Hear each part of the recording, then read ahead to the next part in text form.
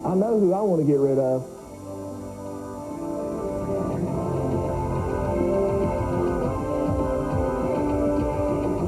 "43 drivers, 400 miles. Who will survive tonight?"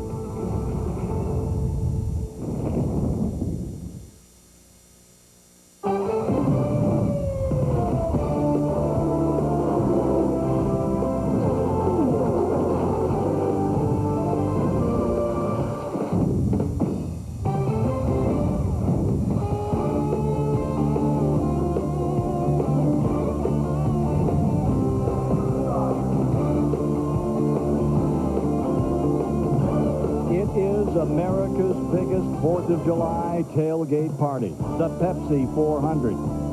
It's the nation's largest nighttime sporting event. It's old-fashioned Saturday night stock car racing before 165,000 folks wearing pride on a T-shirt for any one of 43 All-American risk-takers, each committed to winning one of the biggest Winston Cup races this season. Among the principals for tonight's race, Bobby Labonte, the point leader. 27th and final performance for Darrell Waltrip here. 84 wins, but never this race. And Jeffrey Bodine, who went as close to the edge as one can and survived in February, is back and ready to start. Reigning Winston Cup point champion Dale Jarrett has won 2 consecutive races here at Daytona, aiming to tie Cale Yarborough's 3 consecutive wins here. He's on the pole for tonight's race. He's with Dick Bergman. Thanks, Ken. It is said that the man who wins at Daytona is the man who can keep the throttle on the floor more than anybody else. Dale Jarrett, how much of tonight's race will you try to run wide open? I hope that we can run the whole race wide open. Being out front, obviously, is the key to that. But you've got to have a good handling race car, and I hope that's exactly what we can do. That's what we've been able to do when we've won here in the past. And on behalf of all the drivers, we'd like to say thank you to CBS. We know this is your last Winston Cup race. And for everything that you've done for our sport, for each of the drivers here, thank you very much for bringing this great sport that we have to our great fans out there. Thank you, DJ. Best wishes tonight. Terrell Shaheen. 34 times Dale Earnhardt has wheeled a car into victory lane here at the Daytona International Speedway, utilizing different types of cars. Dale, what is the key to winning on this big racetrack? Well, staying time and staying out of trouble, making the right moves, be around at the end. Dale Earnhardt will start 18th here tonight. Bill Stevens? 3-time Winston Cup champion Jeff Gordon is looking for his 3rd win in the Pepsi 400. If he gets it, he'll be the first driver to win 3 races this season. But Jeff, you're starting in the back of the bus. Can you get to the front and keep this car in one piece? Well, this car did it for us in Talladega, but we're going to have our work cut out for us to do it here at Daytona. This is a little bit different deal. It's a lot narrower. Handling becomes a big issue here, and you know, we got a long ways to go. But if anybody can do it, it's this DuPont team, and the guys have been awesome in the pits, and we're going to need them. We're going to need everything we can get to the front. Ken Squire, it could be a wild night for the number 24. 43 drivers ready to fly like eagles, but right now it's butterfly time. They're all cinched up and ready to go, just waiting to hit those switches and get this thing underway. Sun beginning to set over the 2.5-mile Daytona track, lit for only the 3rd time, and we should see just one great race tonight. We're about to go down to the ceremonial grounds here at Daytona, where we will join them for the pre-race program that launches another event here at the birthplace of speed, Daytona Beach, Florida. Let's join them now.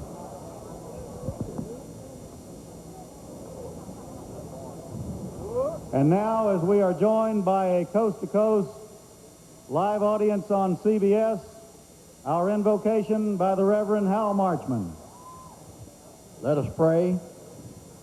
Almighty God and Father of all mankind, we thank you for this great nation in which we live, one nation under God, indivisible, and we pray that you will abide with all of the people who participate in this race. We thank you for these wonderful fans and for your love shed abroad in all of our hearts. Shalom and amen.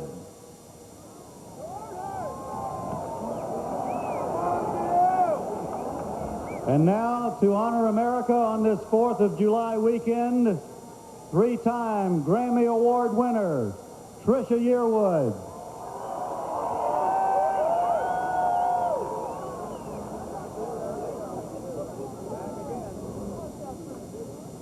Oh, say, can you see by the dawn's early light what so proudly we hailed at the twilight's last gleaming, whose broad stripes and bright stars through the perilous fight o'er the ramparts we watched were so gallantly streaming, and the rocket's red glare, the bombs bursting in air, gave proof through the night that our flag was still there. Oh, say does that star-spangled banner yet wave o'er the land of the free and the home of the brave?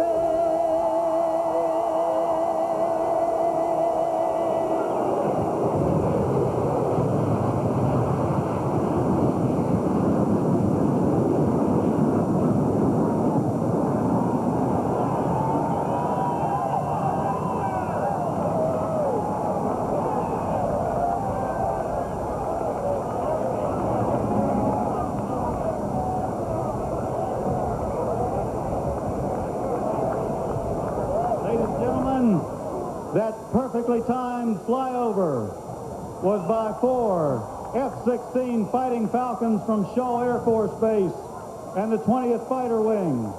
The flight lead tonight is Lieutenant Colonel John Norman, number 2, Captain Tom Seymour, number 3, Colonel Mike Ely, and number 4, Captain Darren Gray.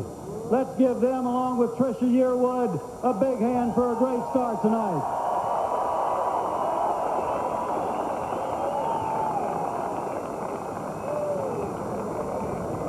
And now for the most famous words in motorsports, the Grand Marshal of the 42nd Pepsi 400, Governor George W. Bush. Gentlemen, start your engines.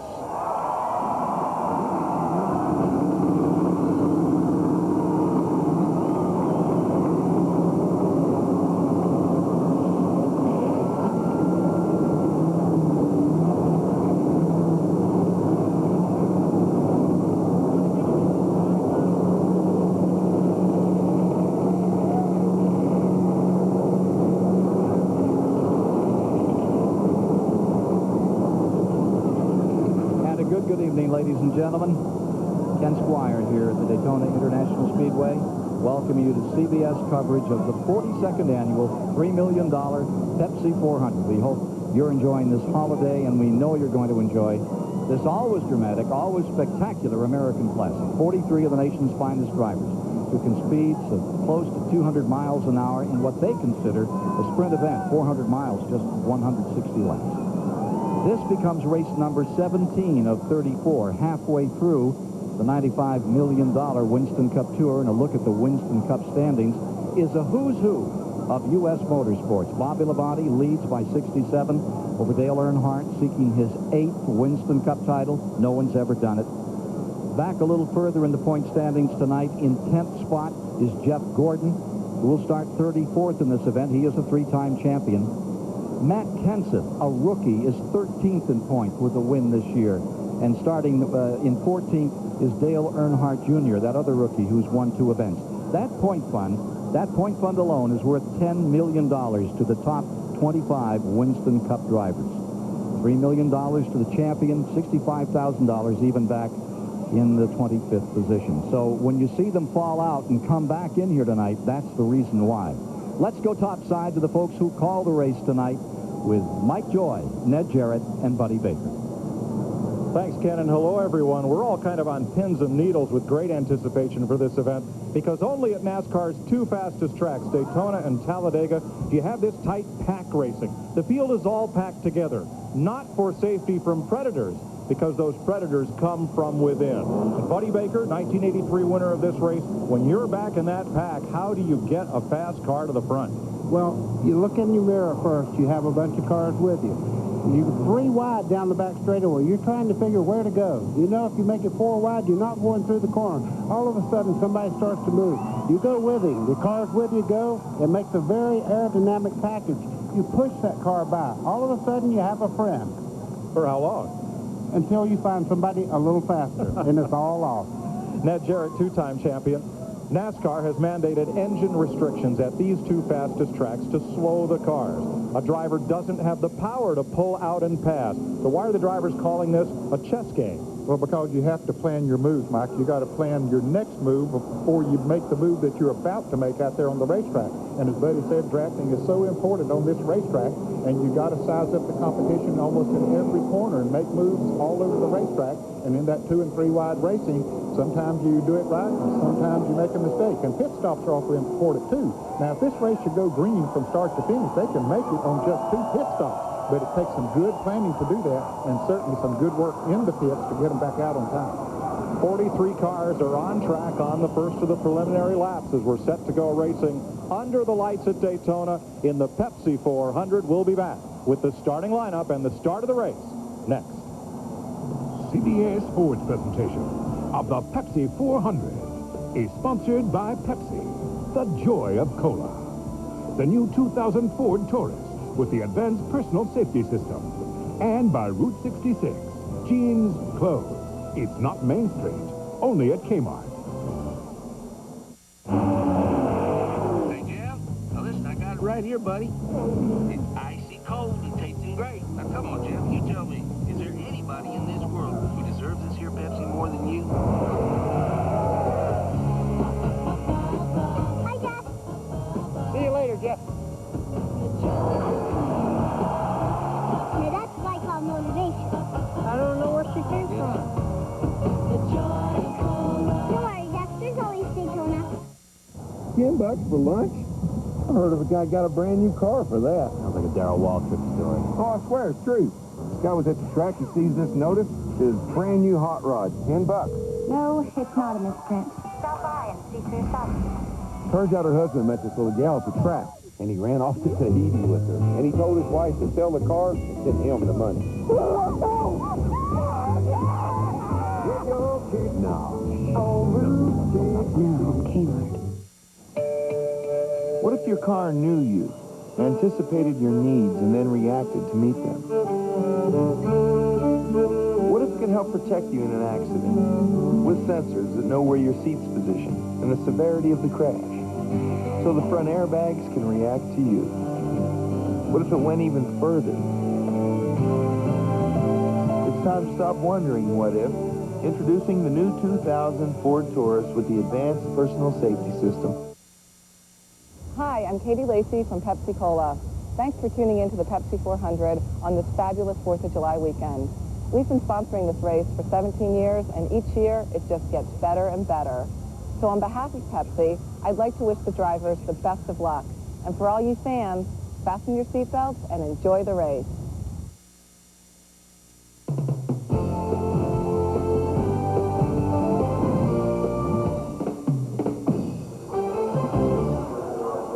Officially, we're 10 minutes from a beautiful Florida sunset on a day that started out hazy and very, very muggy. The 90-degree temperatures have now descended, as has the humidity, which began this morning, noontime 90%, 81 degrees, 56% humidity, wind from the northeast at 12. A nice night to go racing here in Central Florida. Let's have a look at the starting lineup for the 42nd Pepsi 400. 10th career pole for Dale Jarrett and 5th front row start for his teammate Ricky Rudd. They're both in 4s. Bill Elliott, the 88 and 91 winner of this race, and rookie Dave Blaney with his best career start. Martinsville winner Mark Martin, and Ward Burton, who won at Darlington. Tony Stewart, two-time winner, and Jerry Nadeau in the top 10 for the 6th time this year. Daytona 500 runner-up Jeff Burton, and Elliott Sadler with his 3rd top 10 start of the year. Ed Barrier, rookie and ageless Junie Donlevy's car, great qualifying run for him, and Rusty Wallace looking for his first restrictor plate win. Rookie Stacy Compton back in the 7th row there with Kenny Schrader. Good qualifying efforts for both. Mike Skinner, top 5 finishes in his last 2 Pepsi 400, and Kyle Petty's 580th career start. Jimmy Spencer, the 94 winner, and Dale Earnhardt, a 2-time champion of this race. Chad Little, 6th at Atlanta, and Johnny Benson, nearly the Cinderella winner of the Daytona 500 this year. There's the point leader, Bobby Labonte, looking for his first win since Rockingham, and Matt Kenseth, the rookie who won at Charlotte. Robert Presley and rookie Mike Bliss in the 12th row. Rick Mass and 2nd row day fastest qualifier Kenny Wallace. Steve Part and Kenny Irwin in Chevrolet. John Andretti, the 97 winner, and Kevin LePage. Dale Earnhardt Jr., that rookie has 2 wins with Ricky Craven. Darrell Waltrip's 55th Daytona Winston Cup start and his final one. Jeff Gordon, 34th, but he won at Talladega from 36, don't forget. Wally Dallenbach and Scott Pruitt in row 18. Then the provisional starters, Terry Labonte and Jeremy Mayfield. Sterling Marlin, the 96 winner, and Joe Nemechek. Michael Waltrip and Bobby Hamilton, with Jeffrey Bodine taking the final position. There were 3 drivers who failed to qualify for this event: Brett Bodine, Robbie Gordon, and Dave Marcus. Manufacturers breakdown in tonight's race. There'll be 18 Ford, 15 Chevrolets, and 10 Pontiacs. Ford leads them all with 7 wins this year. There are 43 cars starting this race. They go 160 laps. That's 400 miles. They're racing for a purse of almost $3 million. The fuel window is 50 to 60 laps. And the race record was set back in 1980 by Bobby Allison at a little over 173 miles an hour. Fritos takes us inside racing as Buddy takes us for a nighttime lap around Daytona. And a quick one it is. Leaving pit road, you go out. Let's do a little short shoot here. Down into turn 1, 31 degrees here. Preferred line right around the bottom. As the tires give up, you use more racetrack. Down the long back straightaway into turn 3, 31 degrees also. Coming off turn 4, there's a bump there. A lot of drivers have fallen. Now through the tri-oval, that's a great place to pass. Field on the backstretch, a lot of flashes there in the backstretch. Watching Dale Jarrett as his CBS race cam, the Ford Credit Quality Service cam on the pole. And right alongside is Robert Yates' Ford teammate, the Texaco Haviland cam on Ricky Rudd's Ford. Back to the 4th row, Tony Stewart, the Home Depot cam on his Joe Gibbs Pontiac. And in the 5th row, right behind him, Jeff Burton, the XI Batteries camera in that Roush Racing Ford. In row 8, Mike Skinner, the Lowe's Home Improvement cam in his Richard Childress Racing Chevy. And then to the point leader, Bobby Labonte, new paint job, and the Circuit City cam on board his Joe Gibbs Pontiac. Rick Mass, the Conseco camera in the A.J. Foyt Pontiac back in the 13th row. Dale Earnhardt Jr., 2-time winner, the Bud cam on board his Earnhardt Chevrolet. And Jeff Gordon starting 34th in the Hendrick Motorsports Chevrolet, carrying our final CBS race cam as we get set to go at Daytona for 400 miles under the lights. Dick Berggren. This is a restrictor plate. Every single one of the race cars on the speedway right now has one of these between the carburetor and intake manifold. 4 7/8-inch holes in that restrictor plate control the amount of air going into the engine. Cut it about in half. Without those 4 holes, that is what we would see. We have twice as much horsepower, much more speed. Still, we'll see 190 miles an hour. Hallie Eisenberg waves the green flag, and we're racing.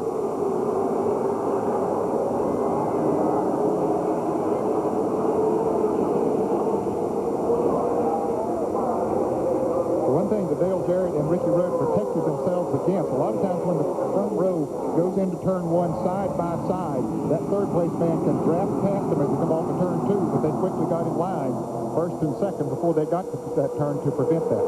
So back in the war zone here, you can see 3 wide down the back straightaway. They're now getting up to speed. They're only running about 185 miles an hour. The next time they go down through there, they'll be at full song. 3 fast Fords front this field. Jarrett, Rudd, Elliott.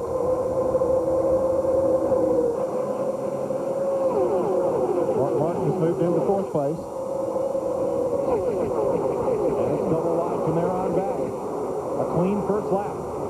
First non-Ford is Tony Stewart's Pontiac in fifth.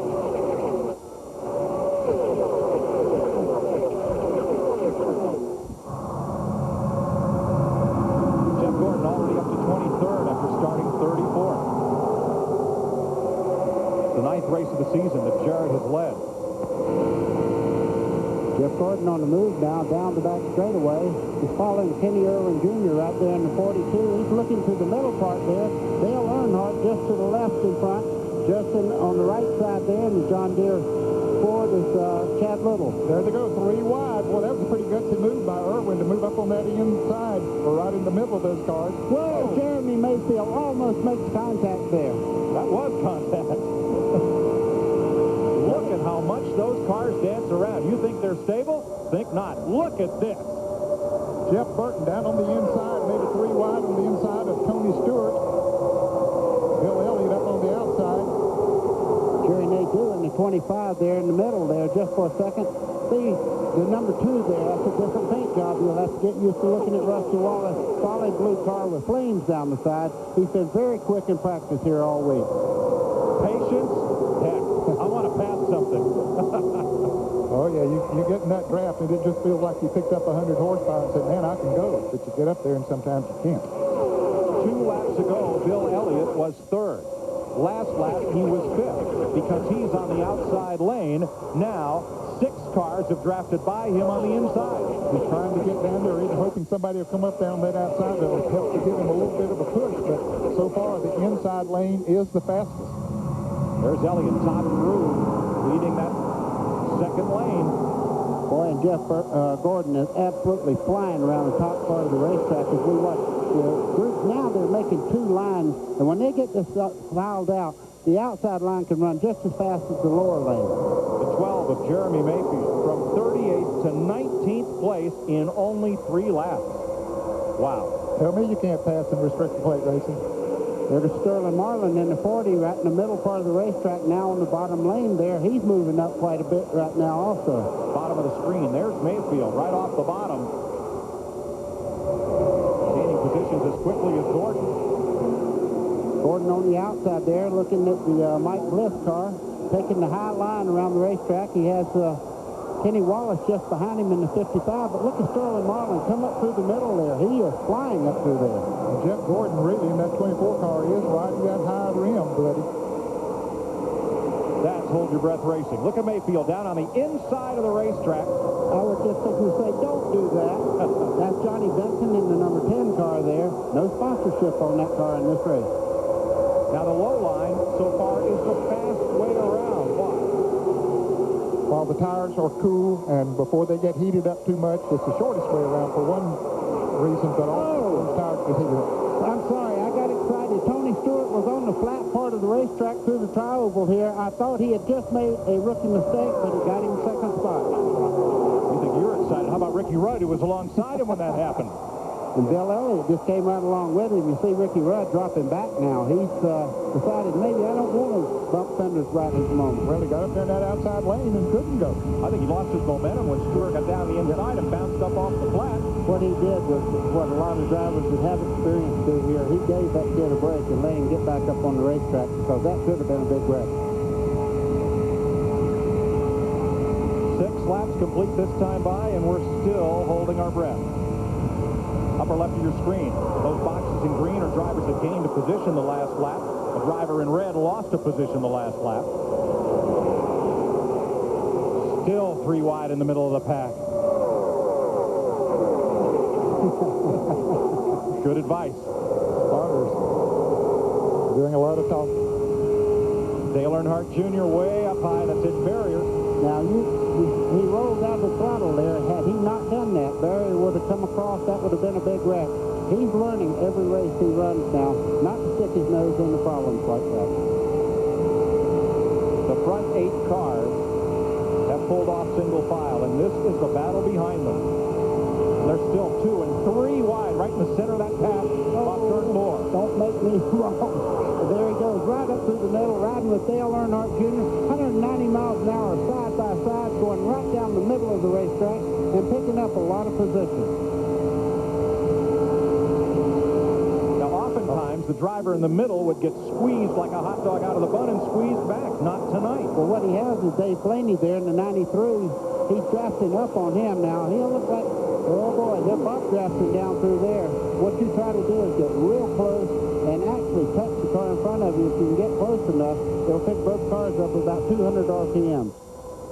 Well, we noticed that Jeff Gordon there in that last picture, he had moved down to the inside. He'd been riding that highway, but evidently he heard us say, no, he didn't, that the inside line was the fastest, but he figured that out on his own. Well, back there, I don't think you have much choice. They're 3 wide. Look at this. Look at this, Mike. They're 3 by 3 down through the crowd. Now, look, here's Elliott Sadler all by himself in the middle, and he is getting squeezed back. And that number 21.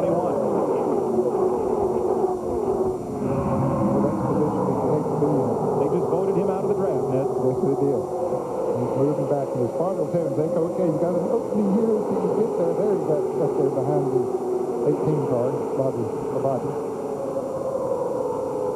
Chess at 190 miles an hour. Sure, and they do lead in this group, the 25 car, but look at the first 5 or 6 cars here. They've actually broken away. That's what you call aerodynamic. Everybody riding nose to tail. They run much quicker than cars running side by side. They cut a smaller hose through the air, and it also streamlines that group. 8 cars in that lead draft that are pulling away. From our Survivor theme, that front pack is Fantasy Island. Here's Gilligan's Island. And from the blimp, here's a look at the breakaway of the lead pack, which was 8 cars, single file, and look at this snarling pack behind them.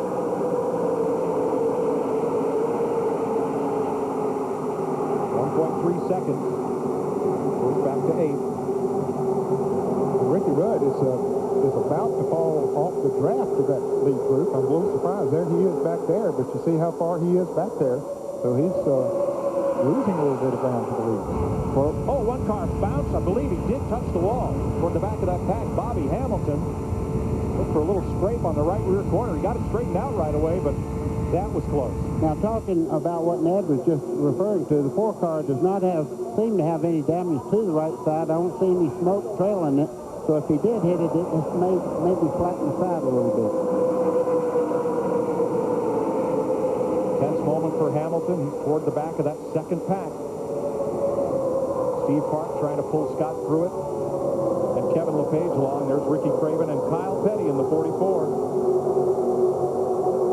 Inside the 17 of Matt Kenseth. Now, Kenseth qualified 22nd, but crashed in practice and had to start at this backup car at the tail end of the field.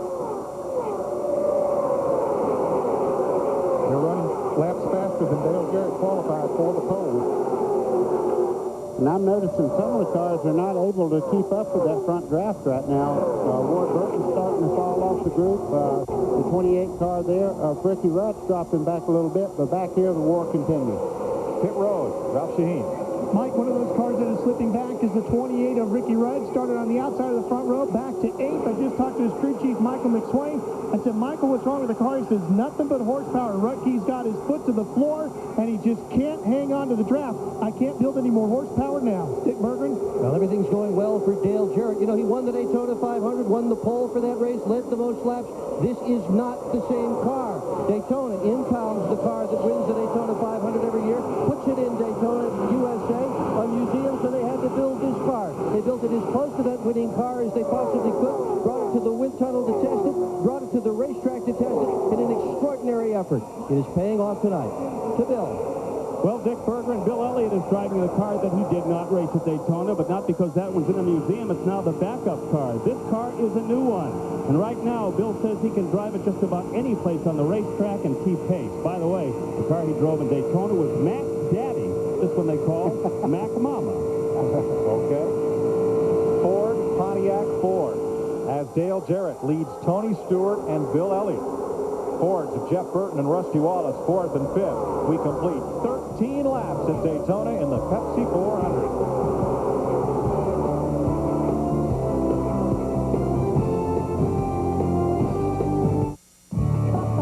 We're hitting the road with the Pepsi Challenge to see if people prefer the taste of Pepsi or Coca-Cola. You like Coke? Yeah. So how many Cokes do you drink a day? One at breakfast, one at lunch, and one at dinner. You think we can change your mind? You want to try? Let's take the Pepsi Challenge. Let's do it. I like that one. What about us about 3 Cokes a day? I guess it's going to be 3 Pepsis a day. Which one are you going to take home with you today? Take Pepsi. In taste tests nationwide, more people prefer the taste of Pepsi over Coke. So take the Pepsi Challenge and let your taste decide.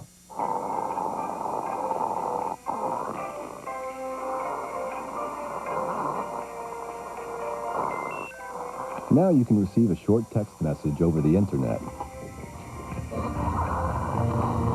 Then send back an answer.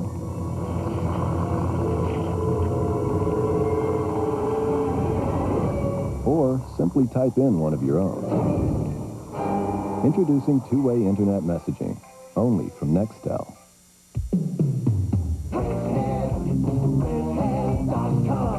Guys who know cars know when to reach for the right tool. That's why they reach for wrenchhead.com, an incredible tool to get auto parts fast and easy. Log on for millions of replacement parts, performance parts, accessories and gear, top brand names, all at great prices. Or just hang out with other wrench heads. It's everything a wrench head needs. Well, almost everything. Are you a wrench head? You better believe a paint like this, from a store like this. We'll go on like this, live on like this, and look like this, give you pride like this, 'cause it's true. It's True Value paint, and you can't do better. It really is this good. Goes on like this, goes on like this, looks like this, pride like this. True Value paint. Great paint, great store. Used to be you'd hear, don't drive drunk. But did you know even one drink can affect your driving ability? So get it right. Don't drink and drive. 16 laps complete this time by. Bobby Hamilton has made a pit stop in the Morgan McClure Chevrolet. Dale Jarrett's Ford continues to lead Tony Stewart's Pontiac, Bill Elliott's Ford, Jeff Burton, and Rusty Wallace. It's now a 5-car pack as you see them. Mark Martin has lost touch with that lead draft and drifted back, picking up Ward Burton's Pontiac and that black and orange Ford of Ricky Rudd. They have about a second and a half on the pack behind them. Now, what might happen here is these 3 cars really hook up and run real close to each other. With the draft off the cars that are in front of them that you really can't see at this moment, they can really run them back down again, but they can't race each other. They'll have to stay in line like that. Likewise, those front 5 want to stay single file to get away. They want to get as far away from the pack as they possibly can, because if this thing goes green until that first pit stop, that'll give them a big advantage. 42 of the 43 starters still locked in that draft. Bobby Hamilton has made a pit stop. And he went a lap down. He's out on the racetrack running by himself, so he's going to have to pedal hard or he can go 2 laps down. Dale Earnhardt Jr. has been fearless. Started 31st. He is up to 17th, making a lot of moves in that pack. Let's ride with him. That's John Andretti, their new paint job on the Petty car there, the 43. You see right now, they're actually fanning out. The cars are beginning to give up a little traction in the racetrack, and you see them sliding around. Bobby Labonte there on the inside, and Stacy Compton in the 9 car. They're just in front of Earnhardt Jr. as they come down the front straightaway.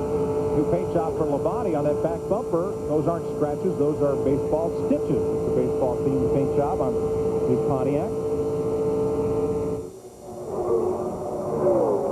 2 by 2. They're trying their best to break loose and get single file, but they just simply haven't been able to do it.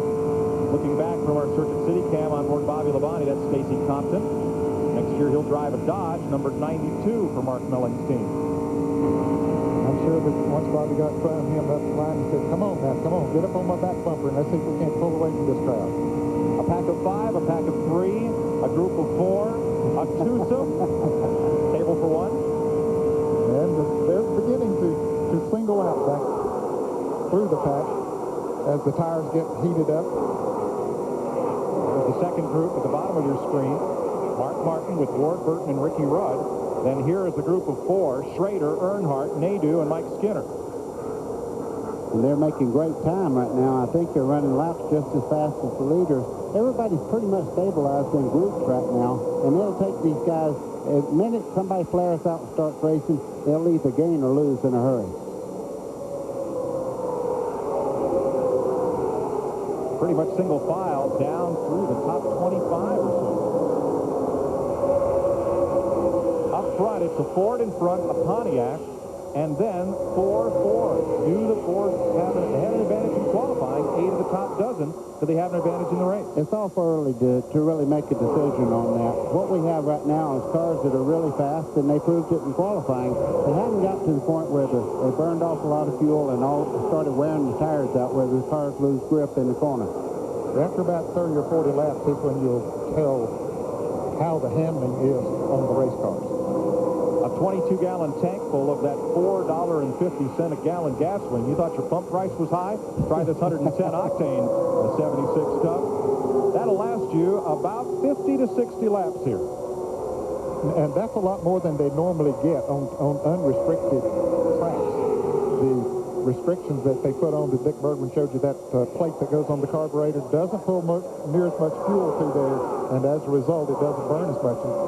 They can go 125 to 140 miles on a tank of fuel. On an unrestricted track, you're talking 100 or less.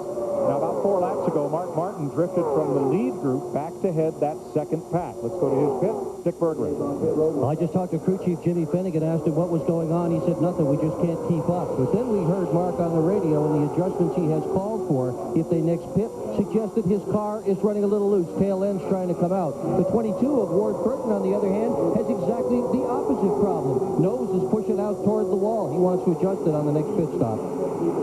And you could see that in the shots just before that. Ward Burton was moving up the racetrack. Mark was hugging the bottom part of the racetrack.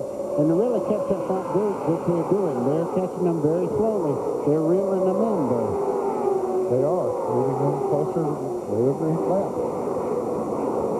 The first side-by-side battle on the racetrack is back at 18th. Elliott Sadler taking a position from Jeremy Mayfield. He and Kenny Wallace working together.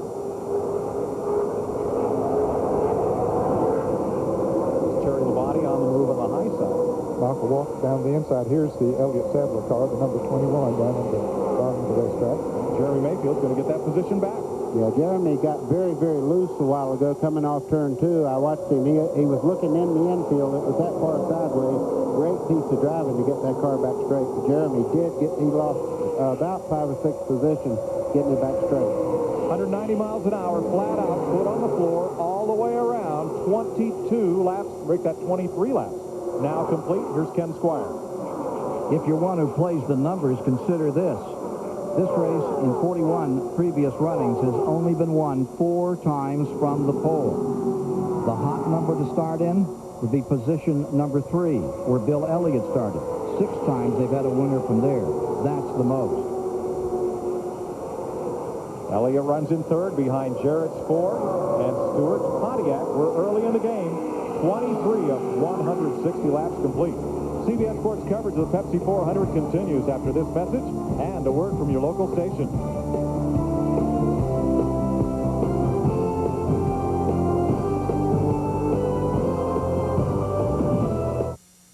What did you want to be when you were growing up? Claire wanted to be the protector of the world. Now her world consists of school plays and sick days. Ford Windstar to the rescue. Windstar earned the government's highest rating in both front and side impact crash tests. And every Windstar comes with a coupon for up to $35 toward a child safety seat from Kmart. Hey, Claire, you are the protector of the world. The 2000 Ford Windstar. It's your umbrella. A great escape. Your concert hall. It's your car. Keep it going longer with Midas. New expanded services, more genuine Midas parts, a nationwide lifetime guarantee. Even if the part wears out. We're more than mufflers. We're a new way to keep a good thing going. Go Midas. Only 4 days until the premiere of Big Brother, right after Survivor, CBS Wednesday. Dodge, different. Big savings, just about. Big savings, almost everything. I don't think so. Big savings, Dodge. Durango, up to 2,000. Cash allowance, up to 2,000. Dodge. Durango, just right size. Big savings. Almost every car, almost everything. I don't think so. Limited time Dodge savings. Don't wait. Dodge different. Dodge different. Dodge different. Oh, man. Hey, McKenna, call Charlie in Detroit. Tell him to send out a set of 10 under rod bearings.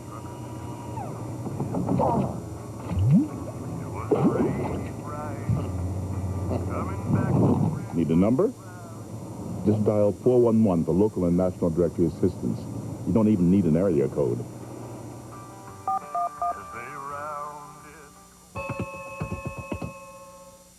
Sally Thorner helps make Eyewitness News Baltimore's favorite news team.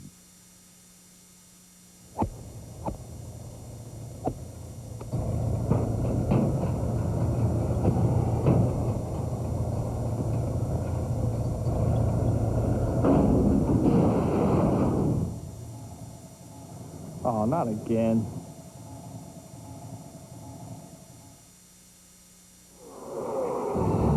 Next Saturday, the premiere of Showtime Championship Boxing here on CBS Sports. Two big-time bouts, Galana versus Norris, and Tua takes on Sullivan next Saturday at 5 Eastern on CBS. Earlier today, we asked you who would take the checkered flag tonight. The votes are in.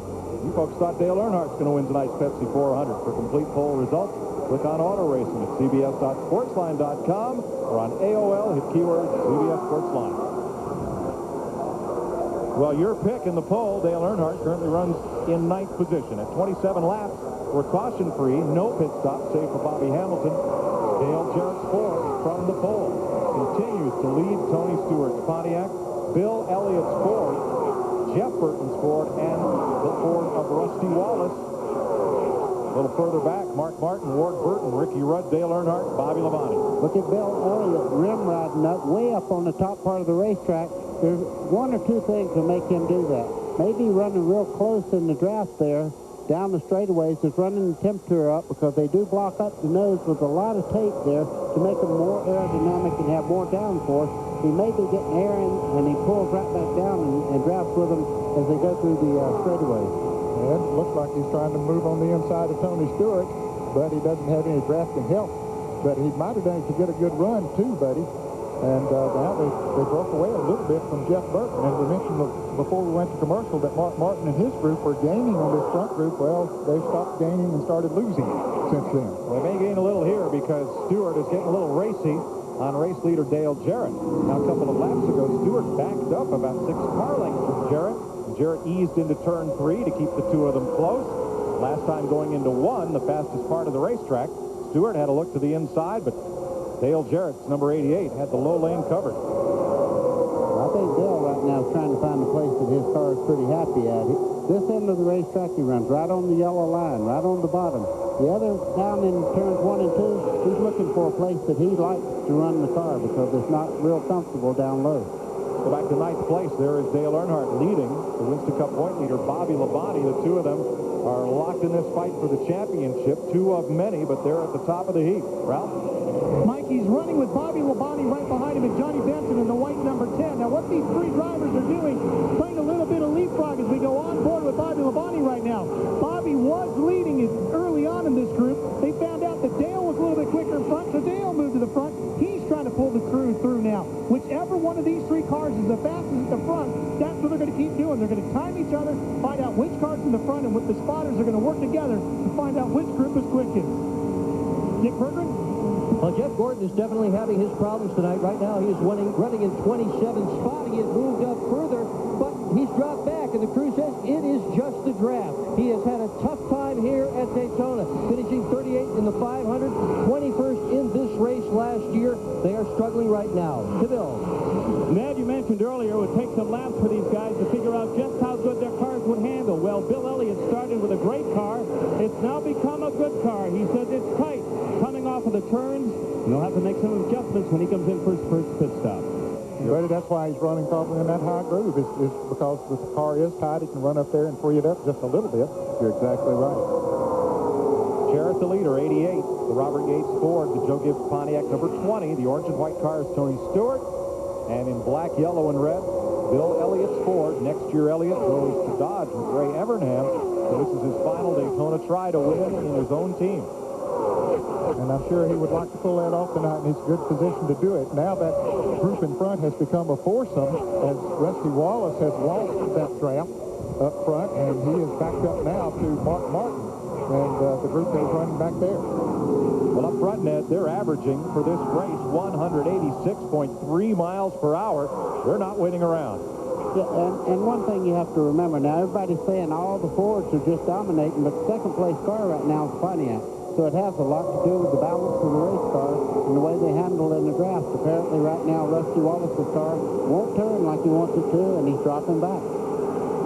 So you see your front four. Here are the two behind them, Rusty Wallace and Mark Martin. The two behind them, on the right of your screen, are Ward Burton and Ricky Rudd. Then comes a threesome led by Dale Earnhardt, including Bobby Labonte and Johnny Benson. Then on the right, Jerry Nadeau ahead of Mike Skinner. That takes you back through 13th position. Here you see Elliott running the high line once again as we go back toward Dale Earnhardt Jr., pulling a pack of cars along. Still some side-by-side racing back in the pack. Junior's in 14th, Ned, in that number 8. Kenny Wallace with him. Jimmy Spencer, 26. Jeremy Mayfield, the 12. Elliott Sadler, the 21, in a paint job reminiscent of when Tiny Lund drove here for the Wood Brothers in 1963. And won the Daytona 500. Ralph Sheen? Well, Mike, when you're racing together out on the racetrack, that means you also have to work together in the pits here at Daytona. So we have crew members from Joe Gibbs' number 18 team of Bobby Labonte down here at Dale Earnhardt's pit, talking things over with crew chief Kevin Hamlin for Dale Earnhardt, trying to figure out when both of these teams are going to need to and want to pit. Because when you come down pit road, you need somebody to go with you back out on the racetrack to help pick up that draft again so you can quickly get back up to speed. Ideally, the cars would want to pit under a caution flag when the field is corralled by the pace car, and they could do so at relative leisure. But if they have to pit under the green flag, as Ralph says, they'll have to make deals to come out together and have someone to draft with after the pit stop. Dick Berggren? Dale Jarrett is trying to persuade the cars behind him to fall in line. He wants them to run exactly nose to tail. Tony Stewart said no problem. He can do that. On the other hand, Bill Elliott is having a bit of a problem with his engine temperature. Said he can't exactly fall in line. He has to pull out a little bit. Meanwhile, the 28er, Ricky Rudd, he has got a horrible push in that thing. Said every lap he's about to knock the wall down. Needs a pit stop badly. And the back of the pack has gone pack racing again. Jeff Gordon is caught in the thick of it. A whole lot of double-wide racing. From about the 20th spot on back, and there they are. Gordon is 20th. Right in the midst of all that, there he drops to the inside on the left of your screen, number 24. Boy, and Kenny Irwin Jr. in the 42 just cut him right off, getting in the corner there. And what happened there is he had to roll out the throttle. Now he picked momentum up coming down the straightaway. You see, he has a little bit faster car, but he had to break his momentum just a little bit. These guys getting racy back here in the pack.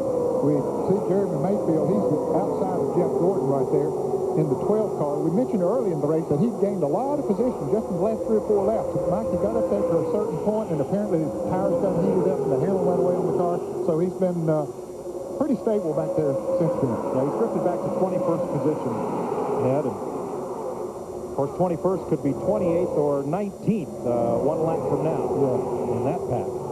That's the pack racing we spoke of at the top of the show. Side by side, 2 and 3 wide, and they'll continue to go at it like this. We've completed 36 laps closing in on 100 miles here at Daytona.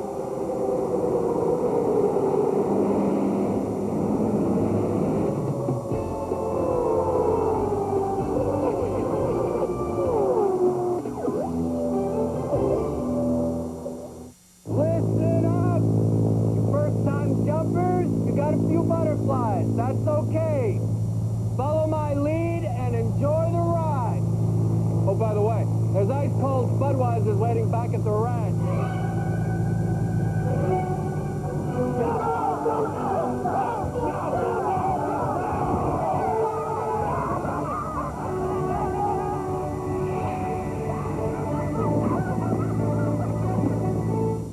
In a race car like mine, the oil tank is right behind the seat.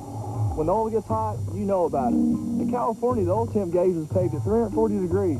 Normal's around 220. And heat's coming off the oil tank behind the seat, burning your back. Man, you wonder if you're even going to make it to the finish. But Mobil 1 never gave up. Other oils, they might have cooked. Instead, what got cooked was me. I love winning, but doing it this way, man, I tell you, like my crew chief said on the radio, we owe this one to Mobil 1. Who wants to see a millionaire? The Winston 500 roars into Talladega Superspeedway, where one of 5 drivers could win $1 million. Last year's winner, Dale Earnhardt, is right for $75. The price of a weekend Allison grandstand ticket for the Winn-Dixie 300 and the Winston 500. Call 256-362-RACE or purchase online. And that's our final answer.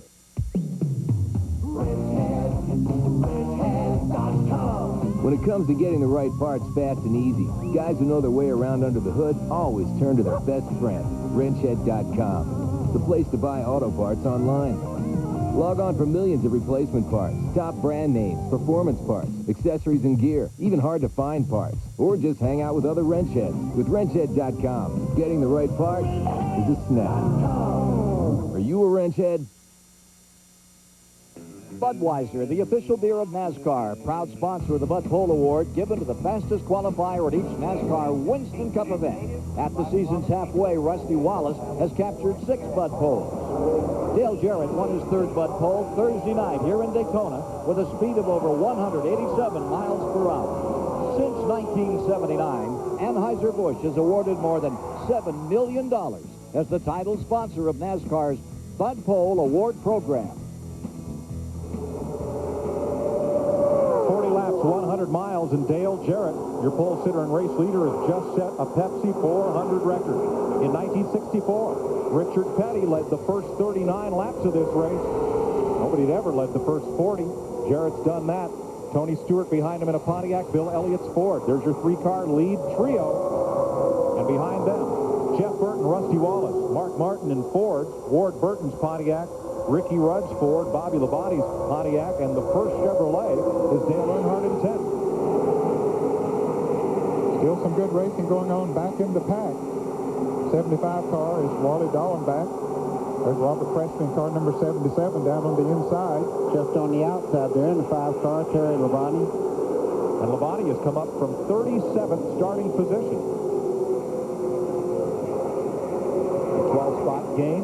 And those positions back in that pack are hard won. They are hard to come by, that's for sure. We are about 15 laps away from pit stop should this race continue under the green flag. Yeah, and one thing that'll happen, when they make these pit stops and adjust on these cars that are back in here now, if they have great pit stops and get in that lead draft and they make the right changes on them, they could have the car lead after they make the first pit stop. Frito's onboard telemetry with Robert Presley. Up into turn 3. See the RPMs drop off just a little bit. His foot stays flat on the floor all the way around. Yeah, he's on the high side of the racetrack, and Sterling Martin just on the inside.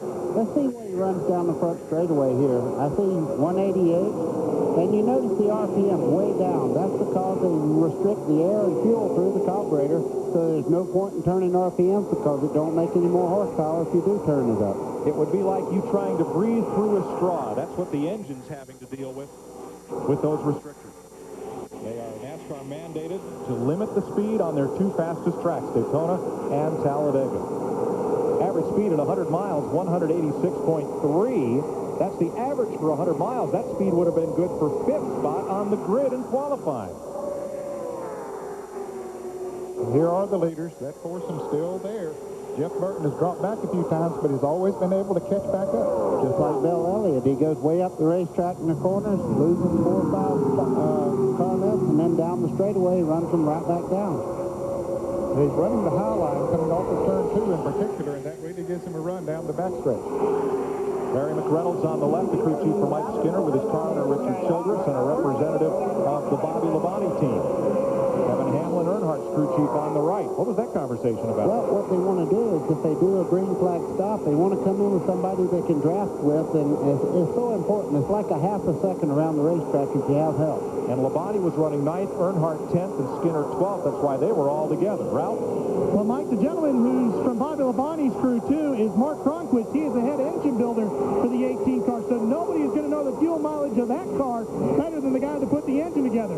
So that's why he's down here talking to the two crew chiefs and the car owner for the Richard Childress Racing Organization. They're trying to figure out when they think they're going to come in, possibly around lap 59. Those three cars will come in together. Good point.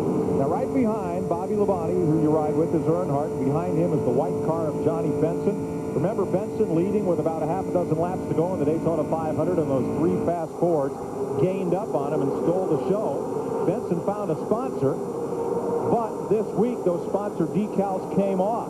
Team representative refused to comment, honoring their contract terms. Usually that happens when the checks don't come.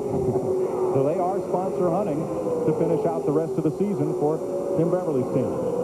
They've had some great runs this year. In Bristol, they ran very, very well there. Here, everybody thought he had to race one, and the caution came out and let the Fords catch up, and on the restart, Dale Jarrett got under him and went on and won the race. But at one time, Johnny Benson looked like he may win the Daytona 500. Had a great race car. And you see that number 4 car, Bobby Hamilton, up there. We mentioned that he made a green flag pit stop, went a lap down when he made that pit stop. Since then, he was out there running by himself, no one drafting with him until the leaders caught him. Now he has gone 2 laps down and still leading ground. 45 complete. We're about 10 laps from green flag pit stops. And from 190 left to come down pit lane at 55 miles an hour. Fuel and tires. Boy, I practiced that, and I will tell you, it is miserable to run that fast and then condition yourself to go down pit road at a certain RPM. You feel like you're absolutely stopped. They have some onboard aids to help them with that pit road speed, but yep, that's tough. And then it's up to the service of those crews to put 4 tires and fuel in about 16 seconds and get you back underway. The lead pack. Now, Elliott has not been strong in the corners. He's climbed the hill, lost some distance to the front two, but on the straightaways, he has been strong and pulled right back to them. Mike, you're exactly right. There's a lot of ponies in that 94 there. When he really gets after it down the straightaway, I think he's faster, or maybe a little faster than Dale Jarrett leading the race there, but in the corners, Dale Jarrett definitely has a better car. Dale Jarrett has rewritten the record book for the Pepsi 400. He's been out front for every one of the 47 laps. You see how close they are. That doesn't mean he's stinking up the show. There's the Pontiac of Tony Stewart right with him. Bill Elliott's Ford, Jeff Burton's Ford. And it's not all that far back, about 3.5 seconds to Rusty Wallace and Mark Martin. Now, Mike, about 20 laps ago, as we see those speeds up there, at 181, 182, and 183 miles an hour, I mentioned earlier that they were running laps faster than Dale Jarrett had qualified. Well, as the tires have heated up, they're slowing down. The speeds have fallen off considerably. Even for the front runners, they're still up there running about 185 to 186 miles an hour. Stewart looking for his 3rd win of the season. Jarrett, who won the Daytona 500, looking for his 2nd. And Bill Elliott looking for his first victory since Darlington in 1994. Rick Mass with our Wrenchhead.com telemetry. As you watch from the Conseco onboard camera atop his A.J. Foyt-owned Pontiac. About 200 miles an hour. Still less than 7,000 RPMs. And getting a tow from the car in front. That's Mike Bliss just ahead in another Pontiac. Kenny Irvin Jr. takes off up the wall there, just about, that was what you call an aero push. That's where he had the wheels turned to the left, the car took off to the right. You got a feel for Kenny Irvin. I don't think he's run 2 laps single file all night. I just noticed something. He picked up a little piece of plastic right there in the middle part of the grill there, and with that small opening, that could be a problem if it runs the car a little too hot, because you need a certain amount of air, and they really measure this off to get the proper amount of air with the proper gallon force. Once a piece of plastic like that gets caught up on that nose, it could run that car a little bit warm. Looking ahead at Jarrett from the Home Depot cam on Tony Stewart's Pontiac. Now, in addition to that, how will that change the airflow over the car and affect its handling? Could have some effect there as well. The one thing he has in his favor right now is nobody's in front of him, so he's getting the maximum air right now. But that is, you see about half of that opening right there, there's plastic over it. Now Jeff Burton's beginning to fall back just a little bit from that lead trio. All right, we're going to be back in about 4 or 5 laps for the first pit stops of the night. We've gone 50 laps, 125 miles, caution-free at Daytona.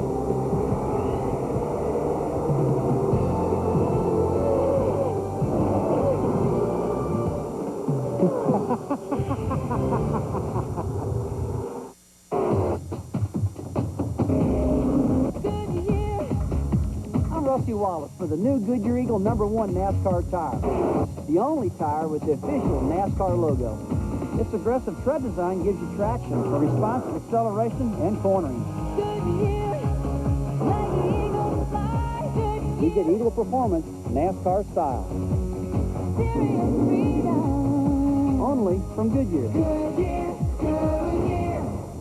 The biggest news in motor oil since motor oil. Let me show you something that really surprised me. Look what happened to the other leading motor oils after a 128-hour test designed to simulate severe driving conditions. But this is newly formulated Pennzoil with pure base after the same test. I'm no mechanic, but I know which one I'd rather put in my car. These, I don't even know what I'd do with these. For protection so strong you can see the difference, get newly formulated Pennzoil with pure base. Now that Napa Auto Parts and accessories are available online, have we suddenly become hipper? Well, maybe a little. NapaOnline.com, where the world's largest inventory of ready-to-ship parts and expert advice you depend on in our stores, are now available online around the clock. And if something isn't right, you can ship it back or return it to your participating Napa store and we'll make it right. Actually, this is pretty hip.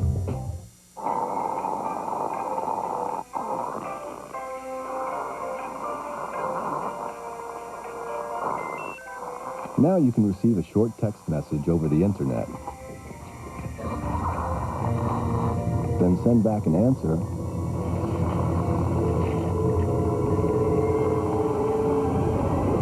Or simply type in one of your own. Introducing two-way internet messaging, only from Nextel.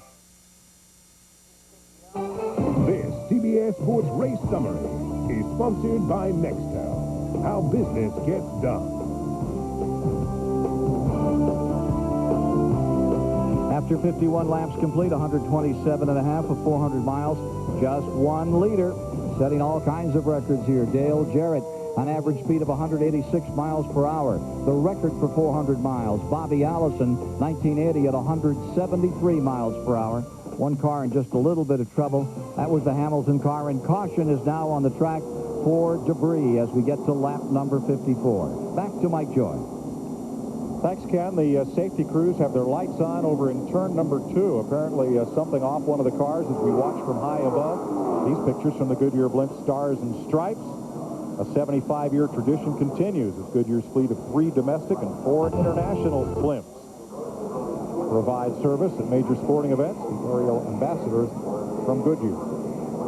Well, it was just about pit stop time anyway, so it worked out perfectly, this caution did. Yeah, and there was a bunch of good race cars fixing to go a lap down. You see the cleanup crew out there fixing to go get the debris off the racetrack. Probably nobody wanted to see this more than Dale Jarrett. With that piece of plastic covering part of that radiator opening, this is a very timely caution flag for our race leader. Well, it is. Now, 2 cars, you talk about cars about to go a lap down, buddy. 2 cars did get lapped just before the caution came out. They were Jeffrey Bodine and Steve Park. Now, Bobby Hamilton was already a couple of laps down, but all of the other 40 drivers are on the lead lap. And so everybody will be coming into the pits. Ralph? Here, as they get ready to come down on pit road, there is a set limit on the tack as to what the drivers need to be at to be on the pit road speed. Well, the folks at Autometer, since there are no speedometers in the cars, have come up with this light system. This light will be on the dash. When you're not at the suggested speed limit, which is 3,600 RPMs, it'll be red. When you're at the right side, it'll go to green. Dick? Dale Jarrett is going to change 4 tires, put 2 cans of fuel in the car. They're only making a 1-pound air adjustment to the back tires to try to give it some additional grip. He made that stop in a little over 16 seconds. To Bill Elliott, halfway through his pit stop, they'll put a pound of air in the right rear, take a pound of air out of each left side tire, fuel, and away he goes. Logjam at the end of pit road. Cars trying to get out. New mid-season rules, those right side tires have to be carried back over toward the wall, and one of them got away. That one's rolled away. Yep, somebody will have a big penalty for that. All the lead lap cars pitting this time by. Lap down cars will pit next time around. And the leaders coming back out, Jarrett and Rusty Wallace. Again, gets fast service, and he's going to pick up a bit on these pit stops under caution. CBS Sports coverage of the Pepsi 400 continues after this message and a word from your CBS station.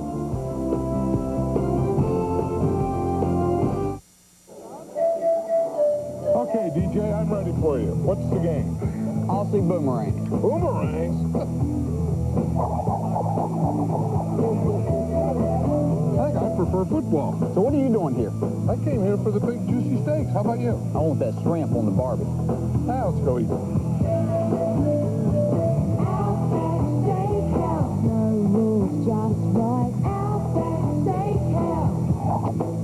They're back.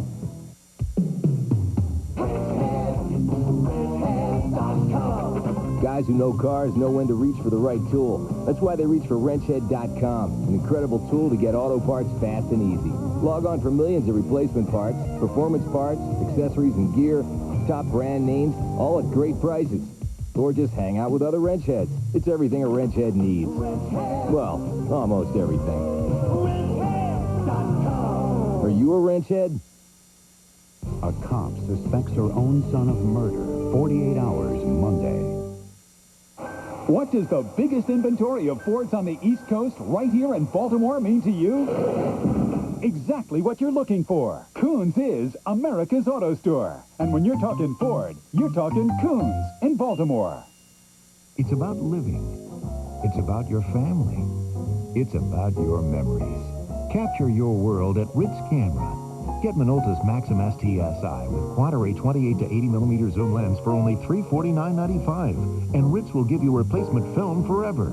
Or Minolta's Freedom Zoom 150 outfit, the world's smallest 4x zoom camera, complete for the low Ritz price of $289.95.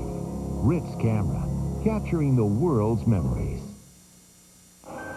What does the biggest inventory of Chevys on the East Coast right here in White Marsh mean to you? Exactly what you're looking for. Koons is America's auto store. And when you're talking Chevrolet, you're talking Koons in White Marsh. The Newscope helps make Eyewitness News Baltimore's favorite news team. CBS Sports presentation of the Pepsi 400 is sponsored by Doc Otis, a new flavored alcohol malt beverage. Real lemon, real refreshment. Unlock the Doc. www.wrenchhead.com. Parts online all the time. And by Outback Steakhouse. No rules, just right. Welcome back to the Pepsi 400 at Daytona. On the left, Robin Pemberton, crew chief for Rusty Wallace, discussing with the NASCAR official, racing's version of the umpire, that he was not going too fast exiting the pits. Dick Berggren? Well, have you ever been in a crowd at an interstate highway and the radar picks you up for a speeding ticket and you're in a group of about 8 or 10 different cars and you say, hey, I was just traveling no faster than anybody else. And that is Robin Pemberton's argument. He said we were going no faster than anybody else. We just followed the 88 car down pit road. He is obviously very upset. You can see it. Mike? Well, a lap to go, and he'll have to drop to the end of the longest line, I believe. Now, watch on the right, lower right of your screen, Ed Barrier's car. The right front tire is going to roll away right out here. The tire carrier looked like he went to try to get it. Then he saw he had to get back around to the other side, and that is going to be a problem for the Ginny Donlevy team. Show you how it should work, our Fritos animation. As Barrier comes in to serve his penalty, let's have a look at how a pit stop ought to work. The silver character is the NASCAR official as the crew goes around to service the car. Right side tires come off. The first 11-gallon can, gravity-fed, gasoline going in. Tires returned over the pit wall, or to the pit wall. Now we've had 9 seconds elapsed. Second can of gas is either exchanged to the fueler or a different man comes over the wall with that second can. Left side, the car is up in the air, down and away in under 17 seconds. Dale Jarrett came in first, went out first. Tony Stewart in second, out fourth. Elliott held third. Jeff Burton lost a spot because Rusty Wallace gained 4 of them.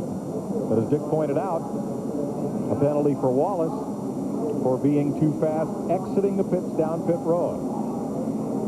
Now here on the back straightaway, you'll see at the top where a second group of spotters are stationed. There's a group right above us up on the roof of the Winston Tower, and here's another group of spotters on the backstretch. Because it is so difficult under the lights here, and especially as big as this racetrack is, for them to identify their cars, for the spotters on the front side to identify them on the back side. So they have another set of spotters over there on the backstretch to just help identify the cars. It's hard to imagine, given the vastness of this place, but they're stationed almost a half a mile from us over across the track.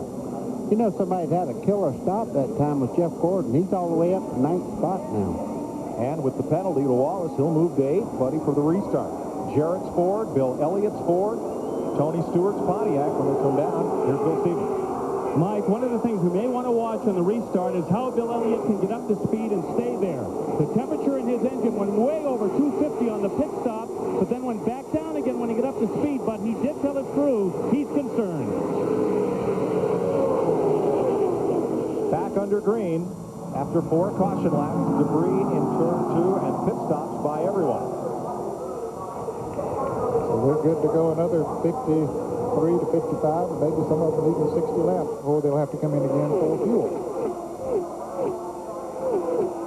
Bill Elliott wants to lead. He's going to get it. Here comes Tony Stewart. He's looking on the inside there, trying to get by Jarrett on the inside, along with Jeff Burton as they go through turn 3 towards turn 4. That's what the drafting can do.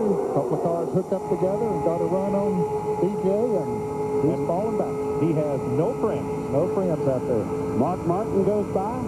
Dale Earnhardt trying to get by, not quite making it yet. Johnny Benson there in that solid white car pushing Earnhardt, trying to get by Jarrett, and just behind him, Jeff Gordon. Boy, that's what happens. When you're the dominant car and they get a chance to boot you upstairs, you're not going to find a hole in that bottom lane easily. Boy, he'd be my friend, though. If I was back here, if I was Earnhardt and those guys, I'd get with that 88 and try to hook up and go back towards the front. Well, you know, you'd think that they might do that, but they are. Now, Johnny Benson decided he'd do that. He heard you, buddy. Benson was Earnhardt's friend a minute ago, took his marbles, moved upstairs to line up with Dale Jarrett.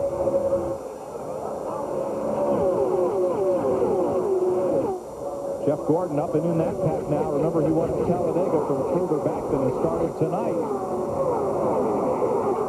He's right behind Earnhardt. And Ned said at the first of the show tonight that how important a great pit crew was, and that just proves it right there. Gordon back, way back in 27th spot just before the pit stop there. Now he's all the way back up in the front group. Bill Elliott has now led 5 races this year, but only a total of 8 laps so far. He is on point right now. He had a bullet here in Daytona, but they built this car, proclaimed it better than the car that he ran up front with most of the day at Daytona. Here's Rusty Wallace, who served that penalty and restarted in 40th position. He's gained 5 spots in that blue number 2. And that's his brother just behind him, Kenny Wallace, there in the 55. I'm sure they'll try to help each other going up through this crowd, but you can see right there, there's no racing room. 2 or 3 deep back there in that group, so it doesn't leave a lot of room anywhere on the racetrack. Dick Burkman? Now, this morning when the teams were getting ready to go into the garage, I had a conversation with Eddie DeHaan. He is the team manager for Bill Elliott, and he said to me, this is the best chance we have all year to win. This is our very best car. They are leading the race. There is, however, concern about overheating. And Gordon, if you're wondering, did he take just 2 tires? He did not. He had a killer stop, took 4 tires, and passed all those cars on pit road. To Bill Stevens. Well, Mike Cram and Kevin Cram, rather, and Mike Ford, the crew chiefs for Bill Elliott, think they know why that engine got so hot on the pit stop. After Bill left the pits, they noticed some rubber had fallen out of that grill underneath the fascia of the front of that car. They think it may have blocked the radiator. Now he's okay. Being out front in the wind will help as Bill Elliott's Ford leads Tony Stewart. It'll definitely help. He's getting all fresh air out there in front of him. Now, buddy, Tony Stewart has spent most of this race in 2nd place. Now, why would he be content to ride behind one of those Fords? I talked to him a lot in the garage area this week, and he says, you know what? I'm going to school every time I go to one of these restrictor plate races, and I'm learning every time I go out there. And who can I learn best from? The best in the business, and that's what he's doing right now. Bill Elliott, one time, was the greatest guy on super speedway, so he's learning as he's going along. He has a good car also. This is only Stewart's 7th restrictor plate race. His whole short track career and his Busch Grand National career, he's run foot to the floor lap after lap. So the idea of running with engine restrictions is relatively new to Tony Stewart. There he is in 2nd place in that Joe Gibbs Pontiac. He's outspoken, he's brash, but he runs hard. He does run hard. Oh, look at this back here. Earnhardt cutting everybody off. Gordon had a look to the inside there. Earnhardt just came right across the racetrack and took it away. Well, that's the second group of cars which are losing ground to those 6 cars that are running up front, that are running in single file. They're racing back here. Earnhardt is in the 7th position. Jeff Gordon is 8th. And with those cars running side by side, they need to single out or they're going to lose the draft again.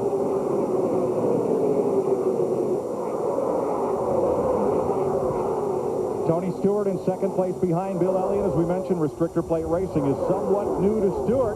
We asked him what he thought of running restricted here at Daytona and at Talladega. Of all the racing that we do in Winston Cup, the restrictor plate racing is my least favorite. It's like a 195-mile-an-hour chess match, and I'm terrible at chess. My second move of the day is I bring the queen out, and I try to kill everything at once with the queen. So that's where I get in trouble with restrictor plate racing, because a lot of times I'm not patient enough, and a lot of times I don't know when it's time to go. I'd say tonight he knows. He's playing those pawns and rooks and knights to keep that queen in his pocket for a while. Yes, sir. He's doing a great job. You can see the pit crew down there. They sweat along with the driver. There are those 6 cars beginning to pull away. It's Elliott, Stewart, Jeff Burton, Mark Martin, Dale Jarrett, and Johnny Benson. And Johnny Benson is hanging tough. But this second group right here, Earnhardt, Gordon, and Skinner, they are really hooked up now. They're trying to run down the front booth. If they get up there, you talk about a race now. We're going to have one. Now this gap right there is 1.2 seconds from the first to the second pass.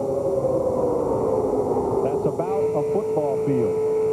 Watching from the Lowe's onboard cam of Mike Skinner. Look at Jeff Gordon bounce around there. Yes, but he's just tacked right to the back of Earnhardt's car. You can't even see it up there. That's how close they are. And they're actually buck drafting down the straightaways right now, trying to catch that front group. And the car right behind Skinner is Earnhardt Jr. That'll be the 10th place car. Then Jimmy Spencer, Ricky Rudd, Ward Burton, Bobby Labonte, and Michael Waltrip in 15th. From Jeff Gordon, here is Mike Skinner's Chevrolet. And every once in a while, you can see Dale Earnhardt Jr.'s little red nose on that the Chevrolet sticking out there. That's him just back there on the left-hand side of the screen. See, these cars are running over 188 miles an hour now with those pressure tires on them. Bill Elliott's pulling that train pretty fast. Now, Earnhardt Jr. pulled to the outside down that straightaway to breathe the car, get out of the draft. Why? I think he's cooling the motor down and also taking a little pressure off the tires, trying to make the car last longer on the tires, not leaning on them quite as hard as maybe a person that runs right around the base of the racetrack. He has a car link on Jimmy Spencer, then Ricky Rudd behind him. We've completed 66 laps at Daytona in the Pepsi 400.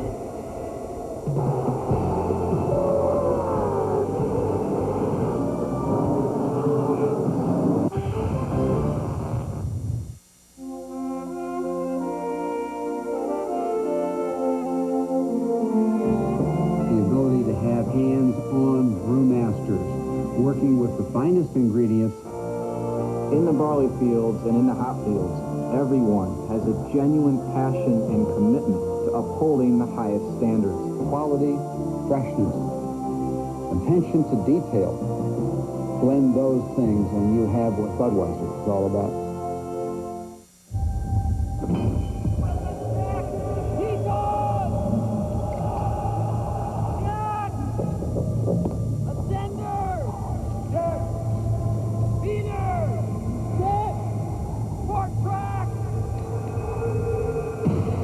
The all-new Ford Explorer Sport Track. As essential as gear gets. From Ford Outfitters. The most far-reaching sport utilities on Earth. No boundaries.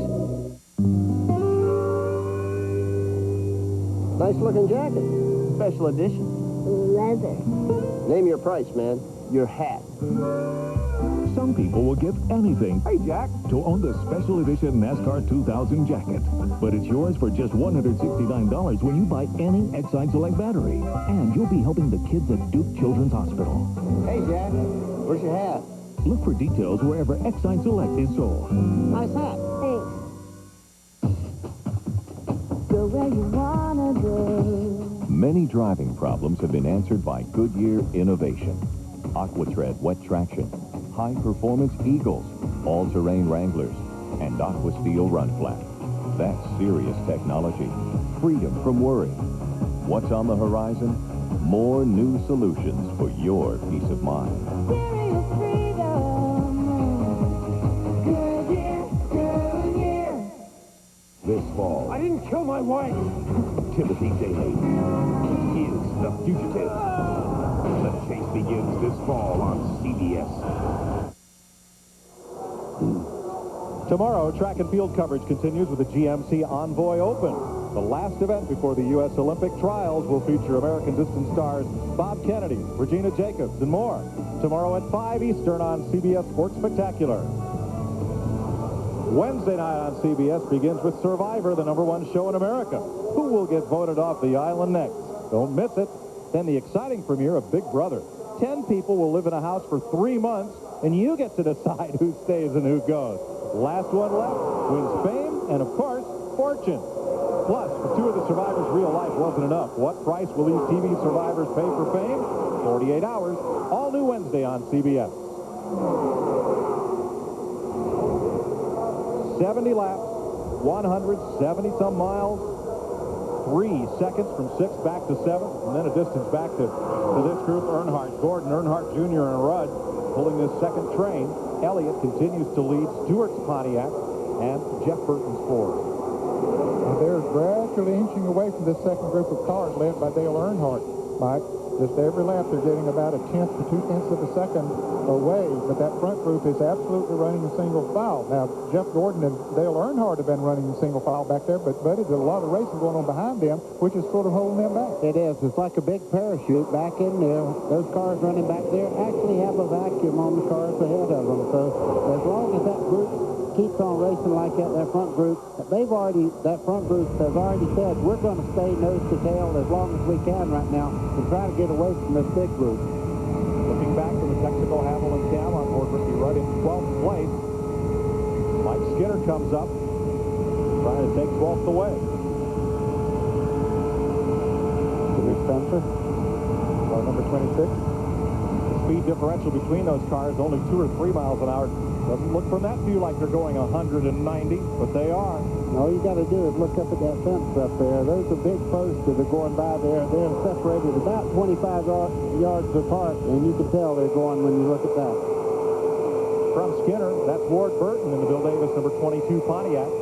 Behind him, Rudd now, and here comes Mr. Excitement, Jimmy Spencer, and Dale Earnhardt Jr., who must have had a fun night so far because he's been side by side with somebody for most of it. And Mike Waltrip right down here is now moving up on that group also. Michael Waltrip had to take a provisional to get into this race. He is up to 15th.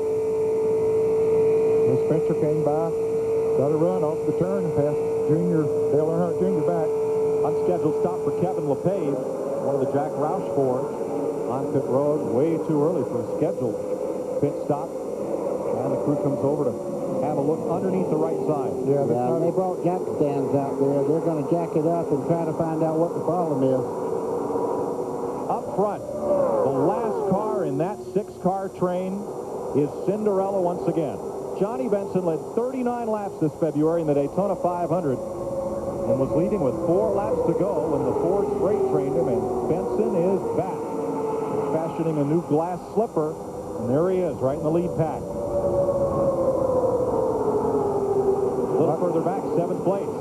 Well, Gordon decided maybe he can run faster than Earnhardt because that 6 up front is running away from them. He's trying to make a pass. Mike Skinner, Earnhardt's teammate, is going to try to help Gordon a little bit. And right on back through there, you can see Ward Burton and so many of the guys coming in there. Bobby Labonte now trying to get a draft going on the outside with Earnhardt there as they move way up on the racetrack, taking that high line around the racetrack. From Jeff Gordon, looking at Earnhardt. Looking at 2 cars go by. Bobby Labonte. And from Labonte, looking back at Ward Burton. Tell you how hard it is to pass in this pack. Rusty Wallace has one of the fastest cars here. Restarted 40th. Has only been able to gain 11 positions since they waved the green flag once again. 29th. Well, Jeff Gordon's dropping back right now. He has no one with him there, and these guys are just freight training right on by him.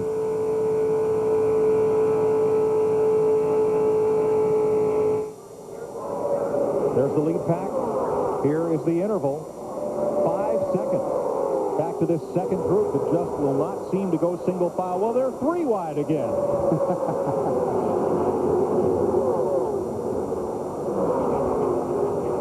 Buddy, it has to be very frustrating to sit behind a car when you know you've got more accelerator pedal than you think you can get by. Yeah, and you just have to wait for that right opportunity, because just making a move, if it's not the right one, all you do is just frustrate yourself by going out there and not making the pass. So you have to wait on a good ride to go by. A lot of frustration in that pack right now, then, as our Fritos telemetry shows Michael Waltrip's speed and RPM.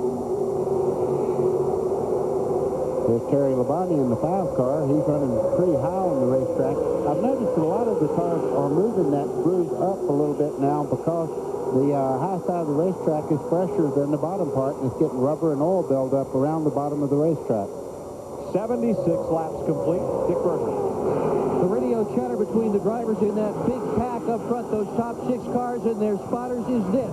They want each other to stay in line. They figure if they all can stay in line, that they'll open up some increasing distance on that black number 3. That's the name we keep hearing, Earnhardt. They don't want to mess with him. Why? Earnhardt has been the most successful driver in restrictor plate history.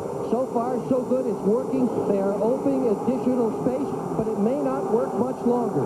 Dale Jarrett, for one, just radioed his crew and said, my oil temperature and water temperature are climbing, and that's what happens when you run in a tight pack. Mike? Well, Dale Earnhardt is 6.5 seconds off the lead, which is a little like saying Tiger Woods is 6 strokes off the lead. There's still plenty of time.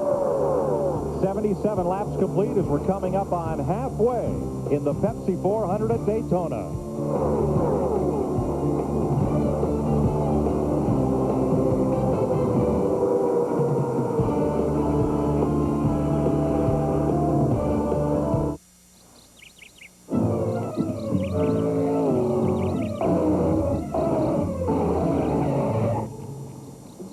Missed a spot. Presenting the day at the Gordons, where racing champion Jeff Gordon and his wife Brooke eat new Fritos chili and scoops. A hearty cup of chili and loads of Fritos corn chips. It's fast. It's filling. It's Fritos. Perfect for people on the go. New Fritos chili and scoops and sloppy Joe and scoops. Nothing goes faster. The biggest news in motor oil since motor oil. Let me show you something that really surprised me. Look what happened to the other leading motor oils after a 128-hour test designed to simulate severe driving conditions. But this is newly formulated Pennzoil with pure base after the same test. I'm no mechanic, but I know which one I'd rather put in my car. These, I don't even know what I'd do with these. For protection so strong you can see the difference, get newly formulated Pennzoil with pure base. Here at Cooper Tires Test Track, they're developing some pretty impressive tires.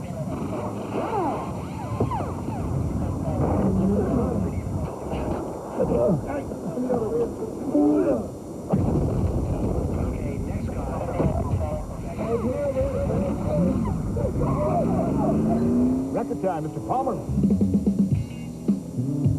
Cooper Tires. Drive on.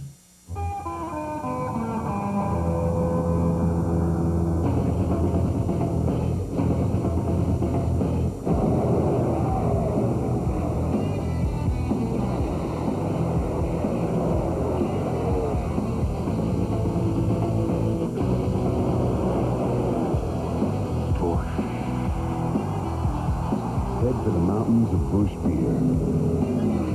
Proud sponsor of the NASCAR Busch Series. Wednesday on CBS, the #1 show in America, Survivor. Who will be voted off the island next? Don't miss the Summer Sizzler on an all-new Survivor. Wednesday, 8, 7 Central on CBS. That guy's got to go. Ugly, naked man. Tonight's aerial shots from the Goodyear Blimp Stars and Stripes. At the controls, Captain Dan Thomas, Goodyear exclusive tire supplier for the NASCAR Winston Cup Series. Third time under the lights for the Pepsi 400. We are halfway, 80 laps, 200 miles complete. Leaders have included Dale Jarrett, Tony Stewart for 1 lap under the caution, and Bill Elliott, who is the man out front right now. Tony Stewart in second, Jeff Burton in third, Mark Martin and Dale Jarrett, and Johnny Benson in that unsponsored white Pontiac. That's the lead draft. 6 cars strong. Trouble, big trouble, front straightaway car. Michael Waltrip hard in the wall. Terry Labonte also up against the wall there. Oh, and Waltrip gets slammed by Jeremy Mayfield. Caution is out. And Michael Waltrip took a wild ride. Mayfield, he's got a lot of damage to his Ford.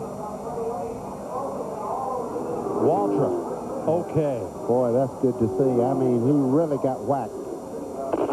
Terry Labonte, who with Waltrip took provisional spots to get into this field, against the wall. I can see Terry moving around inside the car there. His Chevrolet is really damaged too much. Jeremy Mayfield's going to try to get his car back to the garage area and see if they can make some repairs on it. Yeah, and I think that one's had it for the night. He may get it back, but I don't think that one's going anywhere. A wild ride for Michael Waltrip. Unhappy with his car in qualifying and with practice, was running well in the lead pack here tonight. He is okay.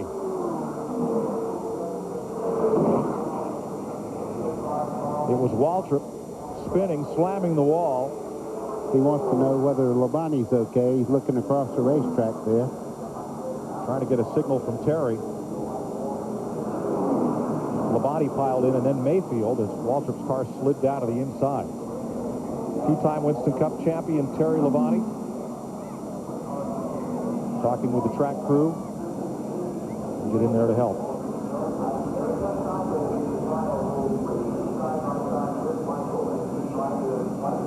And Jeremy Mayfield climbing out. Tried to get back around, but he could not. So he's climbing out of his battered Ford.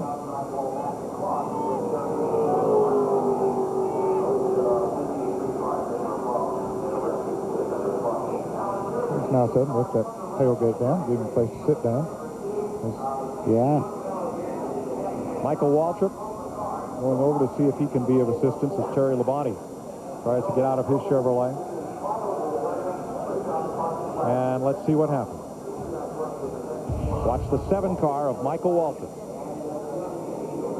Okay, there's Terry going around. He makes contact with the 7 car there of Waltrip.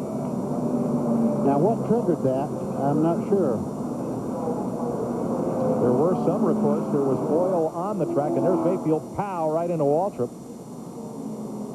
Trying to run through the smoke. And so 3 cars are knocked out of this race. Here's a different view.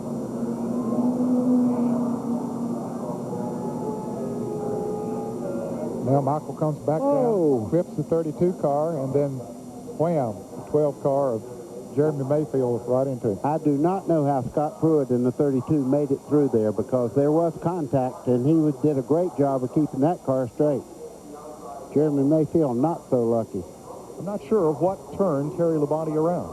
I'm not either. I was watching right through the middle part of the tri-oval there. The 5 car gets away. Look at Pruitt, though, fighting that thing. A lot of damage to the right rear corner of Pruitt's car, but he managed to keep it straight. Yeah, he got hit pretty hard. And I think Mayfield thought he saw a hole there, but when Michael Waltrip hit the 32 car of Scott Pruitt, that shoved him right down in front of Mayfield. It's already started here. Now, that's Michael in front there, but Terry Labonte in this car right here is already around backwards. He lost control there in the middle part, and there was some people reporting there was oil through the tri-oval. And Terry Labonte has climbed out of his car. All right. And that is certainly great news. That he is shaken, stirred, but okay. Michael Waltrip showing his Boston Marathon running form as he sprints back to the pits. It's good to see Terry Labonte walking across the racetrack, now being carried. And a big cheer from the crowd that Labonte is okay. have another look at this replay and see if we can see what turns that yellow number 5 Chevrolet of Labonte around. Look way on the right side of your screen. There he is. Did he and Walter maybe make contact? I think so. I think he got into the right rear corner of the 5 car, turning Terry sideways, and then Terry made contact later on trying to get the car back straight. He hit Waltrip, and both of them get around like that. And I wasn't kidding about Michael Waltrip in the Boston Marathon. He passed 4,000 runners, completing the 26.2 miles in Boston. I was impressed, first of all, that he entered it, and then that he finished it. From trackside.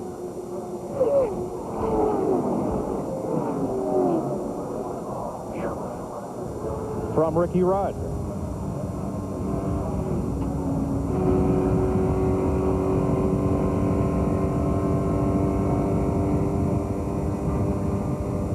You heard Rudd as he went past, got his foot right back in it, wanted to get as far away from that as possible. Well, that one shot there did show Michael Waltrip just touching the back of the 5 car, Terry Labonte, in the middle of the tri-oval there. And I tell you, if you could physically get your hand out there and grab hold of the quarter panel through that area, you could turn a car around. That's how light we are through that area. A 3-car accident. Michael Waltrip, Terry Labonte, and Jeremy Mayfield have put us under the 2nd caution flag of the night. We've completed 84 laps. We are just past halfway. Pit road will probably open in the next lap or so. It's not time for scheduled pit stops, but many teams will take the opportunity to come in under the caution. I believe most of them will, Mike. Mayfield's car hauled to the garage, so is Labonte's. You can see that damage on Scott Pruitt's car, so he definitely will be in the pits. You know, while we're just talking about that, there was report of oil on this front straightaway. If Terry backed off a little bit because of oil, that would have been enough just to get the two together there. Pit road will open this time. We'll have a look, see if the track truck comes out, puts any speedy dry down along the front straightaway. And here is Scott Pruitt, the ex-IMSA and IndyCar racer, and you can see the right rear quarter panel torn up pretty good. Oh, excuse me, that's bad English. Torn up pretty bad. Yeah, exactly. The collision there with Michael Waltrip. There's a lot of damage. Well, it's feeding time at the zoo. Pit road's open. Dick Berger. Dale Jarrett came skidding to a stop here. It ought to take the fuel man, Steve Allen, about 12 seconds to put 2 cans of gas in. It'll take longer than that for Mike Prower to change the front tires and Kevin Gilman to change the rear tires. Tire changes are the limiting factor. 22 car Kurt is out. He took just 2 and has beaten the 88 of Dale Jarrett and also the 6 of Mark Martin. A 2-tire change will put Burton out front. Bill? Completed his pit stop. Mike took 4 tires, added a pound of air to the right front. They're still a little bit tight on that car. They're trying to loosen it up. He took fuel and got on out of here. Bill Elliott, Bill Stevens was speaking of, who came in as the race leader. And we are under caution with pit stops concluded. CBS Sports coverage of the Pepsi 400 will continue after this message and a word from your local station.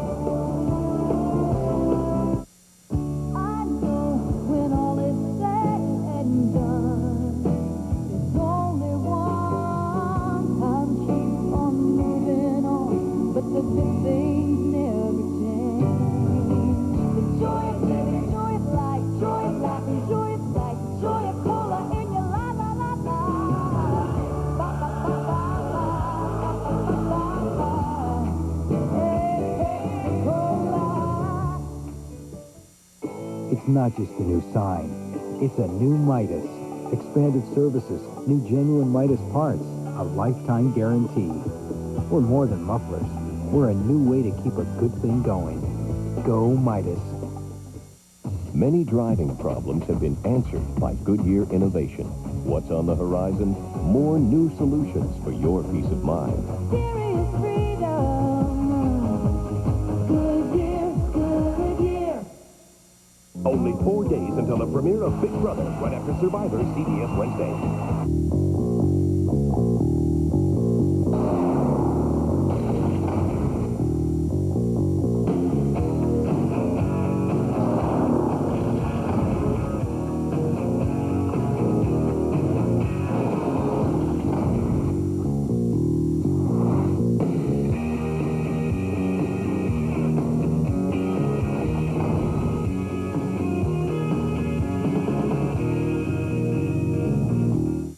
around town, when people need help to keep their cars running right, to save money, or to fix a problem, they know just where to go.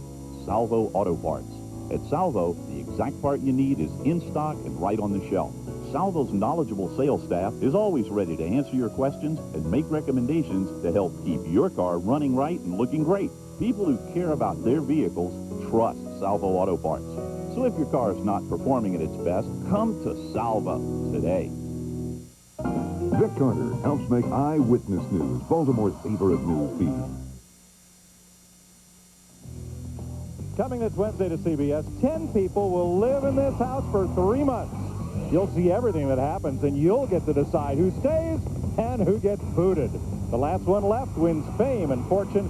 Big Brother premieres this Wednesday, right after Survivor on CBS.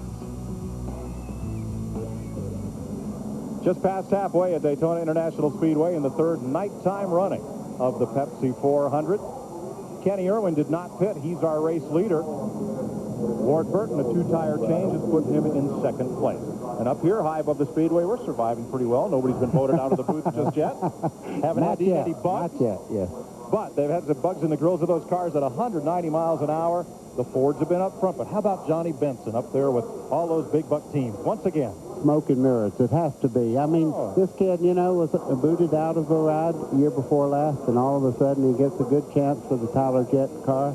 No sponsor down here in February. Almost pulled off the Daytona 500. And tonight, he hadn't been out of the top 5 in a long time. Well, he's had one other Pontiac with him up there in that lead draft, Tony Stewart. But Ned, this is deja vu all over again. Daytona. Are those fast Fords going to gang up on those Pontiacs? I don't know if they can or not, Mike. We've seen, you know, some cars be able to pull away from others, working together, whether it's a Ford or Pontiac or whatever it is.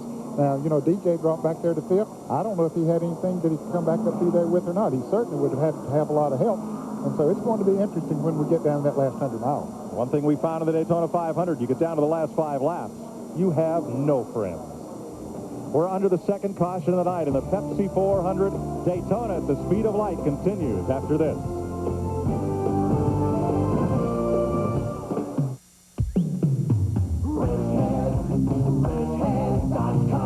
When it comes to getting the right parts fast and easy, guys who know their way around under the hood always turn to their best friend, wrenchhead.com. The place to buy auto parts online. Log on for millions of replacement parts, top brand names, performance parts, accessories and gear, even hard-to-find parts. Or just hang out with other wrench heads. With wrenchhead.com, getting the right part is a snap. Are you a wrench head?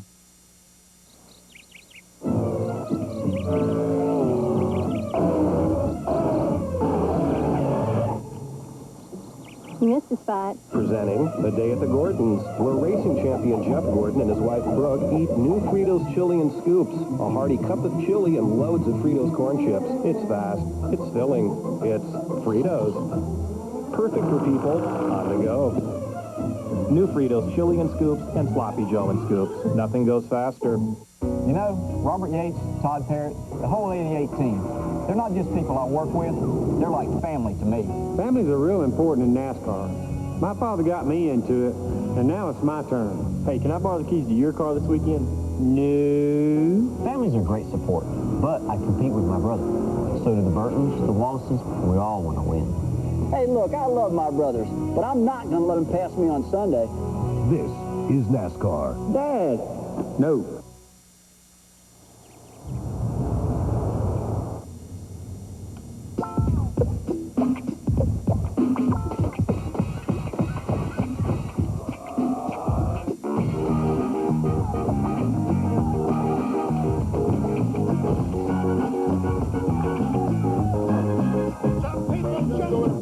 The earth-shattering sound you get when we install a 12-inch subwoofer in your car.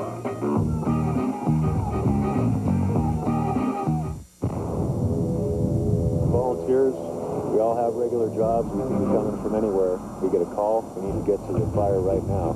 Things that are going through our mind are the hazards we might face so that when we get on scene, we're ready to act. We need a truck that can handle anything we throw at it.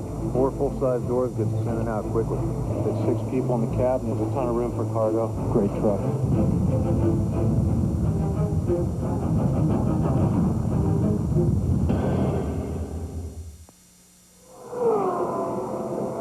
Let's go back to Daytona. 88 laps complete in the Pepsi 400. Green flag next time by. Let's go to the garage and Dick Berggren. And I'm with Michael Waltrip. Well, it could have been worse in February in the Busch Series race. You wound up upside down in almost the same place. But what happened this time? Terry spun out. I mean, I don't know what happened. I thought maybe he blew a tire, but I got over there and looked and checked on him. He's fine, and all 4 Goodyears were up, so he must have broke something because he just turned around. I took the little Nations Rent Chevy wide, and I just hoped that I would make it through, and I didn't. But we'll be back at Loudon. I'm a survivor, and I want to get on that show, too. That would be really cool. And if that doesn't work out, I'm real concerned about what I'm going to do in the future because my new car owner, Jimmy Smith's doing everything for this team. I had it right behind the 2-time champion, Terry Labonte, going to the front. A great run for our Ultra Motorsports team, and wind up crash, Dick. Shame. Hey, what's it like out there right now? It wasn't bad. Talladega was a nightmare, but this place has a tendency to separate the cars because of the handling that you need. Cars were pushing. Tons of people were pushing, so they would run high, but it's slower on the bottom, so the guys that were handling well couldn't complete the pass.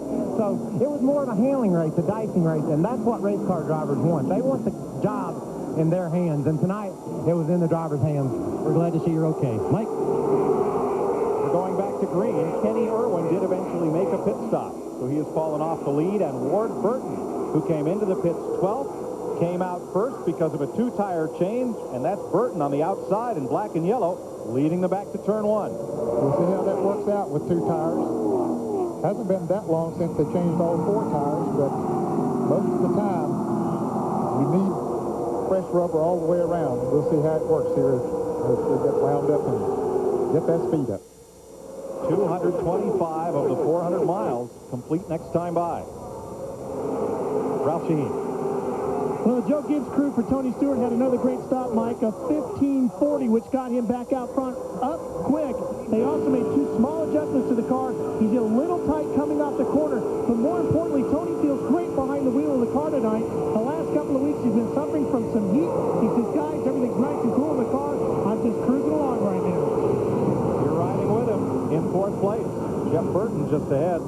And behind him, Jeff Gordon got it beside of Bobby Hamilton through turns 3 and 4. It cost him a lot of distance there. He was trying to hang on to the leaders, but already they pulled away. Just that one little bit, a half a lap, side by side. And it wasn't, Hamilton was down on the inside, but Gordon just got hung up there for a little bit. As a result, the 5 top cars pulled away. Here comes Earnhardt on the bottom side, and you can see the 6th car there coming right along with him. They have a pretty fast draft right now, and Gordon going straight backwards.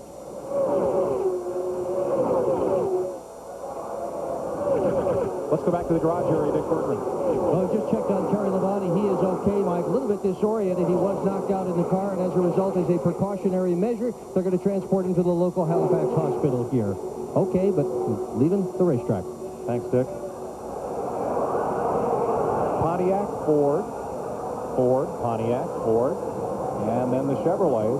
Earnhardt in 6th place, the first of the Chevys. Skinner in 8th in a Chevy, and Earnhardt Jr. in 10th, and Gordon 11th. I think the best chance they've had all night long to run that front group down, because I don't believe that Ward Burton is as fast as the Fords when they're all hooked up together. And if Earnhardt and Gordon and that bunch are going to catch up, plus this is their best shot. Yeah, they have a fast car back there with them that they didn't have before in the way of Mark Martin. How much he can help them, I don't know. But Mark was up there in that front pack before this last pit round of pit stop, so he might be able to help pull him up there as well, although he's pushing Earnhardt right now, not pull. Well, Ned, the leader's last lap is faster than before these pit stops. New tires are a help. 189.4 miles an hour last time by for Ward Burton. So the race pace has picked up since these pit stops. Definitely has. Well, you would expect that. It's getting cooler right now, and they're also adjusting on these cars, so they will get faster as the night goes along. Bill Stevens? Mike, during that last pit stop, Mike Ford, the crew chief for Bill Elliott, had a little chat with Frank Starter, the crew chief for Jeff Burton, and they decided they would run together, try to track down Ward Burton. The irony here is that back in February in the Daytona 500, those 2 guys finished 2nd and 3rd. They've done this before. Elliott goes to the lead, drops to the bottom to pick up Burton's 99, leaves Burton's older brother hung out to dry on the high side. Boy, that I could almost call that shot. And now watch Ward and Jeff and all this bunch right now, but Ward is just dropping right straight back. He was leading just a second ago, and he's sitting back in 5th. Well, he's up there in the point standings, and he got 5 bonus points for leading. And so that will help him some. If he can hang on to the draft here now, he's still in real good shape. Next Sunday, the series continues on the mile of Loudon, New Hampshire. Very different racetrack from this one. Now, look what happened there. Earnhardt has run down the Burton now, and he's up with the front group. They've been trying not to get that 3-car up there with him, but he's up there now. When they made that pass, when they were 2 wide there for about a lap, all those cars going by Ward Burton, boy, that opened up a big, wide space of air there. Earnhardt, he picked up that draft, and nobody knows how to do it better. That pass got Bill Elliott the lead, but it also got him lots of company. This is not just a 5-car race anymore. Look at that pass. That goes all the way back through at least 10th, 11th place. Last car in the train, the caboose, is Bobby Labonte. Then Jeff Gordon in 12th place. The 24 leads the second pass. And Jeff Gordon has some good help there because Rusty Wallace is right behind him, so they should run this front group down and make it a 20-car group. Now, Rusty Wallace has moved all the way up to 13th now from that penalty that he had during that other caution and sent him all the way to the back of the pack. So he has made some good gains up through the field, and the pit crew helped him to do that. You know, a Hornet won't bother you unless you swat at him. And then he comes after you with a vengeance, and that's what Rusty Wallace is doing right now. He served that penalty for going too fast, leaving his pit, and he's storming back to the front. He's getting there. Has a fast race car and a mission. He's on a mission. I want to mention, Mike, Rick Mast was just about to go a lap down before that caution. He was not more than 100 yards in front of Bill Elliott, who was leading the race. Caution came out at a perfect time. Another lap, he'd have been a lap down. But now Mast is up to the 35th position.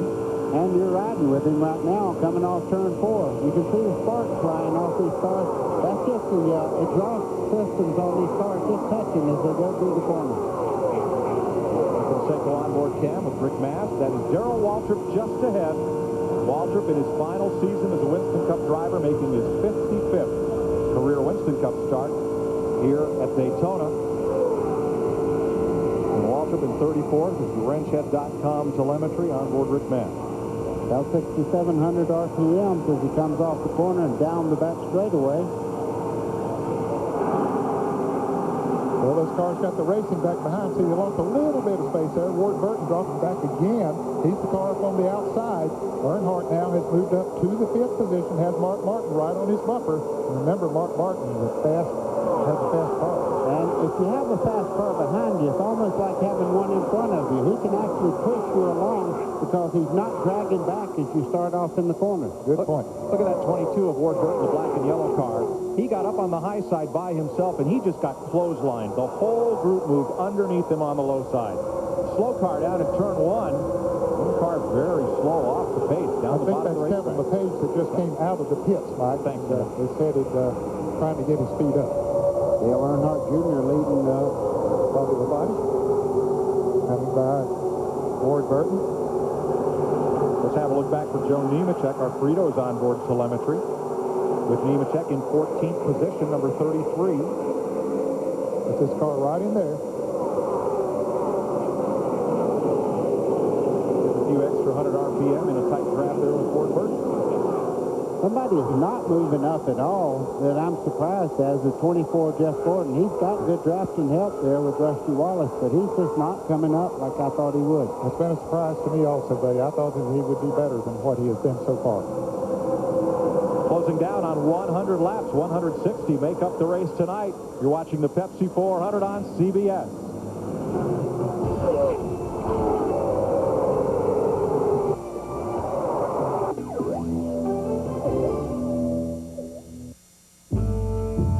To me, this isn't a hobby or even a sport. It's an obsession. So if I can't get out to this exact spot at this exact time of year, I may as well be bowling.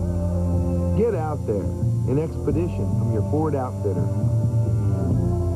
Outfitting you with the most far-reaching sport utilities on Earth. Ford Outfitters. No boundaries. Okay, sweetie, on your toes. Swing through the ball. Through it. Eye on the ball, hon. We're working on the forehand. Okay, let's try backhand. We'll work backhand. Okay, you just need to connect with the ball. Let's stay in the game, sweetheart.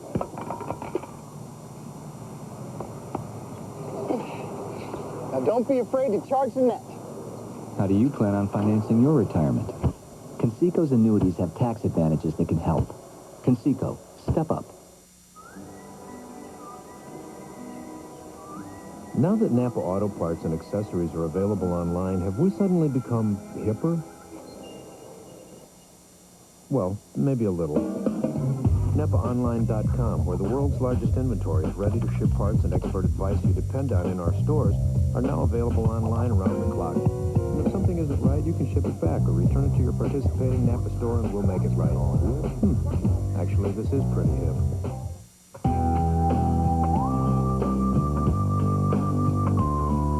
Policeman, fireman, the mayor of my town. The dude's hanging off of the paper truck. Mr. Chang, down at the local deli, sells me morning coffee, wishes me good luck. This is for the people in my neighborhood. They help me through the day and make me feel good. This bus for you, and you, and you, and you. This bus for you.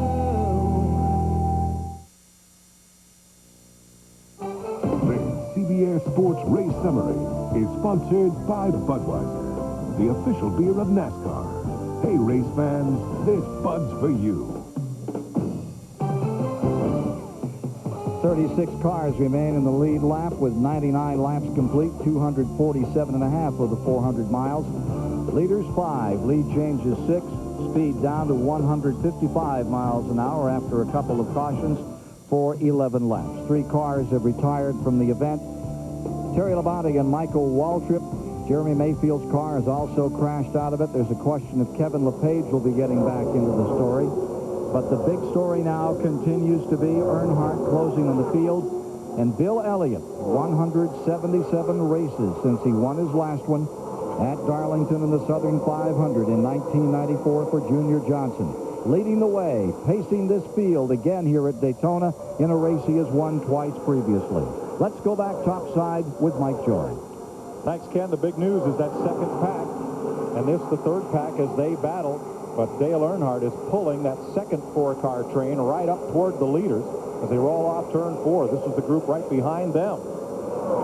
Jeff Gordon continues to fight. There's that second pack of 4. Earnhardt, Mark Martin, Mike Skinner, and that tenacious Johnny Benson trying to get to the leaders. Upper left of your screen, those positions in red, like Rusty Wallace, lost a spot last lap. Wally Dallenbach there gained 1. That's why his position is shown in green on our scoring rundown. Well, we took the vote here in the booth, and Buddy Baker's been voted out of Daytona Beach. On to a 7 a.m. plane to go to Milwaukee to broadcast the Milwaukee 250 Busch Grand National race tomorrow on CBS. Love the Busch racing, but right now we have a pretty good race going on here. Even though these cars right now are kind of spaced out and they're very similar in speed, the first 4 cars there, they have not raced at all. They have stayed nose to tail, just like the second group, running just behind them, and they're running about the same speed every lap, Ned. About the same speed. The last couple of laps, Bill Elliott has opened the gap by about 0.04 of a second each lap, the last 2 laps. It's a little over a second now that Earnhardt is behind, but he's beginning to lose, and each lap goes by. If they pick up that much, that gap will widen even more. Now it's Earnhardt right here leading this second group. It's trouble. Scott Pruitt. Big trouble in turn 1. The front of that car used up. Damage on the left rear corner, and caution is out for the 3rd time tonight. Boy, this will change things all around now. What it'll do is going to put them in a position. They'll race back to the flag here, but it'll put them in position they can probably go the rest of the way on a tank of fuel. It'll be close. Boy, Scott Pruitt hit pretty hard. Not hard enough to keep him from driving that car back to the garage and onto the truck. But that one looks pretty done for tonight. I'd say. It's only the 3rd caution tonight. The first came for debris at lap 54. Michael Waltrip, Terry Labonte got together and collected Jeremy Mayfield at lap 81. And this caution comes at lap 105. Scott Pruitt, IndyCar star, but Winston Cup rookie for Cal Wells. And he's going to limp that one home to the garage area. A lot of fluid coming out from underneath that car. And, of course, you see all that damage. Of course, he was in that accident also. He had damage from the accident with Terry Labonte and Michael Walker. And as you see, the fluid's running out there. The one nice thing he's doing is he is on the service road there down the back straightaway, so the racing groove is just up there where the yellow line is, so he's not creating a problem for anyone out there but himself right now. Here's the tail end of it as Pruitt's around and nose into the wall in turn one. The right rear tire looked down, but not sure if that was what precipitated the accident or the result of it. Well, he had some damage to the car to the right rear corner and a wreck previous to this, so it might have been something related. Could have been. Out of the race, Terry Labonte, Michael Waltrip, Jeremy Mayfield, Kevin LePage laps down but back out after an early trip to the garage. Everyone else still running. And 35 cars of the 43 starters are still on the lead lap. And they'll be coming down pit road right now, Mike. Led by Bill Elliott, Jeff Burke, Tony Stewart, and Dale Jarrett. Bill Stevens. Bill Elliott is coming down pit road right now. The drive-through crew poised and ready. They just had a team huddle. They are psyched up for this pit stop. And crew chief Kevin Cram just told me that if they get both cans of fuel completely into the car, they will be able to go the rest of the race. They will do 4 tires. They seem to have the handling sorted out. They will make no adjustments. The right side tires are on. Here come the 2 on the left side. It's a clean pit stop. Tires are not loose. Let's go to Dick Berger. Long stop for Dale Jarrett. Big problems on the right rear. Kevin Gilman spent forever on the right rear tire just trying to get it back on again. Tough stop for, oh man, this is a 31.7 stop for the 88.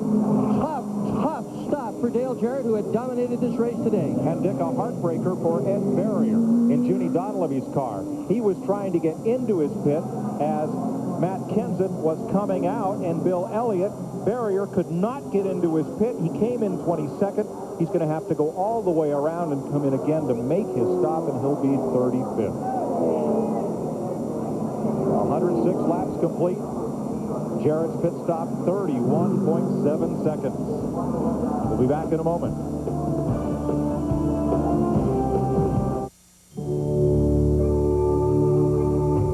Imagine living life on a grander scale. Imagine tasting water when it's brand new, or being one with nature without going it alone.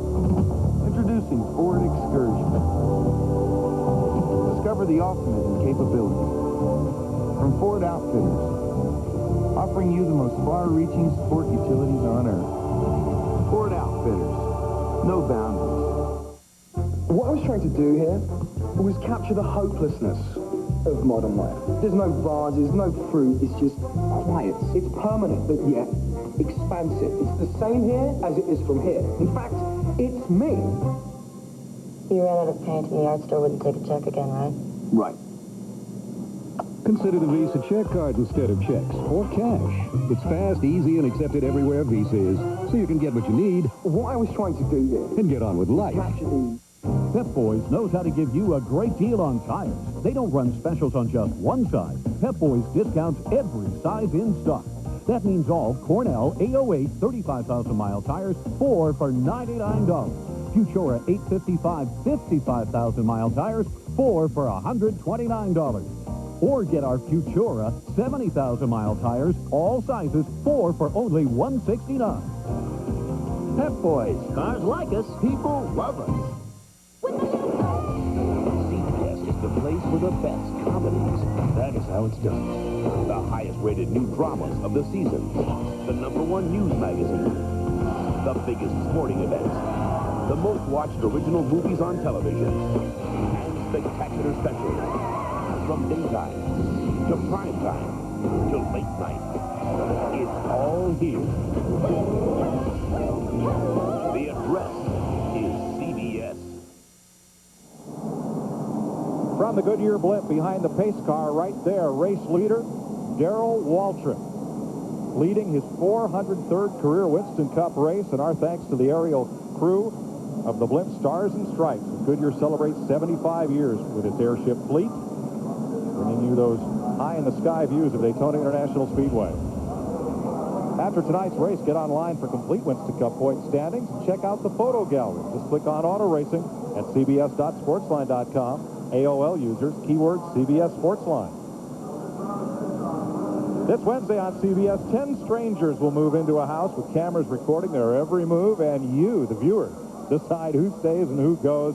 The last one left gets fame and fortune. Big Brother, right after Survivor, this Wednesday on CBS. So caution continues with Darrell Waltrip out in front of the Pepsi 400. We'll be right back. To you, I just go from point A to point B. All you care about is if my light is on or off. I'm nobody. I'm anonymous. I'm just a set of wheels to you. You'll never remember my name. You probably can't even pronounce it. But under the right set of circumstances, I could be your best friend in the world. Hey, how you doing, man? Hey. Where you going? We are here today working alongside Habitat for Humanity. You start with something that's just a slab of ground, and you help build a dream alongside the people that live in this home. We have NASCAR involved, we have Joe Gibbs involved, we have Tony Stewart involved. we got some cheap manual labor here. We try to reach out to the community, really become part of the community, and we're here to really make a difference and to say thank you to the community. The keys to the home, and thank you. You're welcome.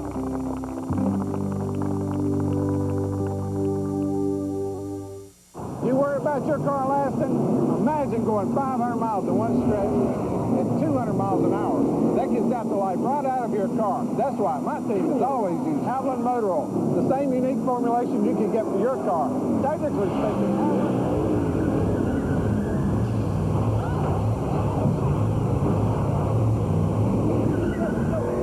that's the kind of protection I'm talking about. Why aren't you guys working?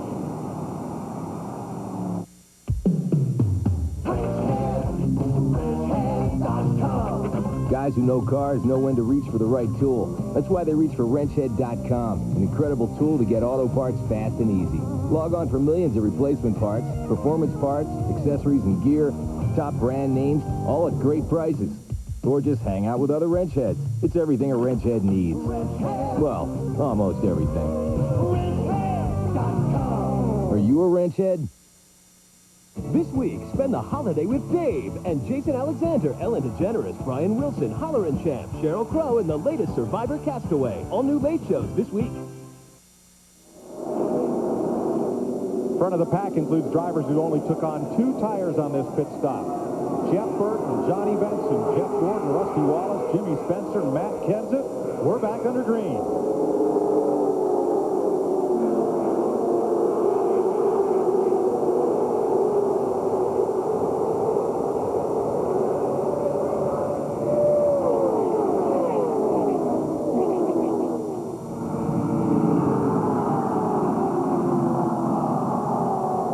Around Steve Park, that yellow car 1 lap down. And the leaders form up in the outside lane. Here goes Benson for the lead. And Jeff Gordon drops down in the 24 car there in the draft with him. And here goes Benson right into the lead. 2 Pontiac and a Chevrolet snookered the Ford of Jeff Burton, who gets clothesline. And Rusty Wallace in the 2 car there in 3rd spot. And Jimmy Spencer up to 4th. Now, all of those drivers just have those 2 tires. Well, I should say 2 fresh tires. They all have 4 tires on them. Look at Earnhardt on the inside, making his own way. Down on the bottom, 8th last time by. And he has a good drafting partner there, just behind him there in the 20 car, Tony Stewart. Bill Elliott got up on the outside. He was the dominant car, and then he got up on the outside, and the train went by him down on the inside. Johnny B. Good, Johnny Benson, leading his first race since the Daytona 500. Sponsor hunting. I'd say this is a pretty good audition. Here's Ralph. Mike, when Johnny Benson and his sister Barb were growing up in Grand Rapids, Michigan, their father, John Benson Sr., was racing cars. When Barb would get in trouble, she used to love to go to the track. Her dad would make her stay home on the weekends. But when Johnny would get in trouble, his dad would make him go to the racetrack and go to work on that race car. Dick Berggren. Frank started as crew chief for Jeff Burton. He's one of the crew chiefs who called for just 2 tires. Why did you choose 2 instead of 4? Well, to tell you the truth, I really anticipated a lot of guys doing 2. Didn't want to get ourselves back into the 10th, 15th position all night long, it's been a 5-car breakaway. I really felt like it would be a 5-car breakaway again here right on this restart. But some of these guys aren't, don't use the head a lot, and sometimes they do. And, if we get a 5-car breakaway, great. But don't look like we're going to.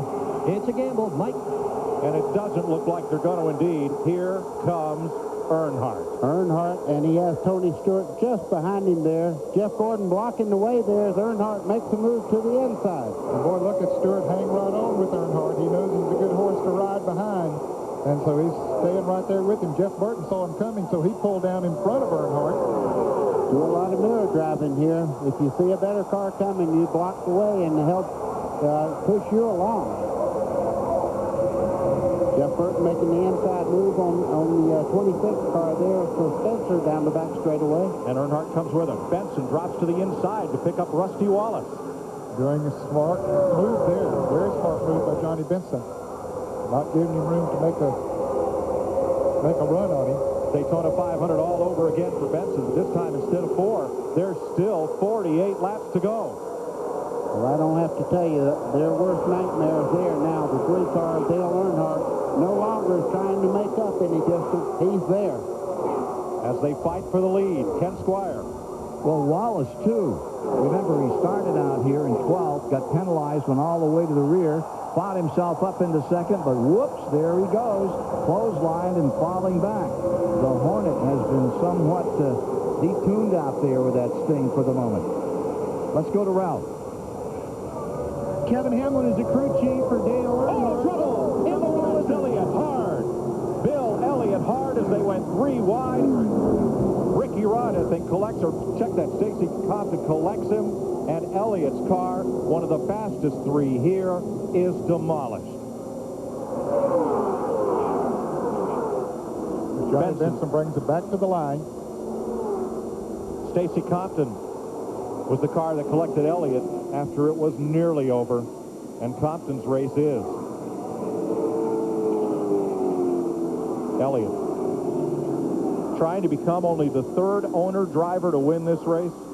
Jack Smith in 1960, Richard Petty in 75 and 77, and Elliott not tonight. And I believe Sterling Marlin was involved in it as well. He came by here very slowly. Compton will not make it back to the garage. He's getting out of his car. And here's Elliott coming out. That's good news. He's okay. Thank goodness. Waving to the fans. They got 3 wide underneath him, Ned, and I think there was a little casual contact that somehow got up into Bill and got him to the wall. Well, you have to know that at that far end of the back straightaway there has to be contact where you turn around like that. I mean, he was going in a straight line and all of a sudden right up to the wall. He well could have been standing in victory lane instead of he's going to let you know who it is. Yeah, he's not happy. He is not happy. We'll know in a moment who it was before we even see the replay. Looks like he's pointed towards Mike Skinner. Not sure about that, but that was a car that looked like that his finger was pointing towards. And Bill jumps into the ambulance for a mandatory ride to the care center. And it's our 4th caution of the night. Pit road is closed at the moment because Stacy Compton's car is right at the entrance of pit road. I doubt if we'll see many cars come down pit road because they should be able to go the rest of the way on fuel, excepting maybe those that near the back that run through some of the wreck. There's Stacy Compton. He is okay. Graduate of the NASCAR Craftsman Truck Series, late model racing. Well, Dale Earnhardt Jr. did come into the pits as we watched this. They hook up the wrecker to Stacy Compton's Ford. And the hood's up. Not a good sign. So he has some problems deeper than needing fuel or gas. Going to take some tape off of that grill and help cool that engine down. Perhaps. That'll mean he'll have to go to the end of the longest line for pitting before the pits were open. And just up pit road from him, Sterling Marlin is in as well. We think Marlin may have received some damage in that incident in turn 3. Yeah, I think he did. Because he was coming around the track pretty slowly. You see them working on the back end of the car. Somebody got into the back end of it. He probably slowed down and somebody hit him. So somebody probably had some front end damage. Ned, they're taking that entire back valance off of that car. They're pulling it off as we speak right there, so he did get hit from behind. You got to figure somebody's got some front end damage then. He got hit from behind. Well, Stacy Compton had the right front just about torn off the car. Let's figure out what happened on the back straightaway on lap 114. There's Bill Elliott. He gets hit from behind by Mike Skinner, turning him right up into the wall. You can see everybody back there hoping he does not come back down the racetrack. And here's another look. He's already up there. And here comes Compton. Knocks the right front into him. And this is Marlin. May have just been abrading the racetrack, sliding back up. That's a 31-degree ramp, and even the best SUV can't make that one without damage.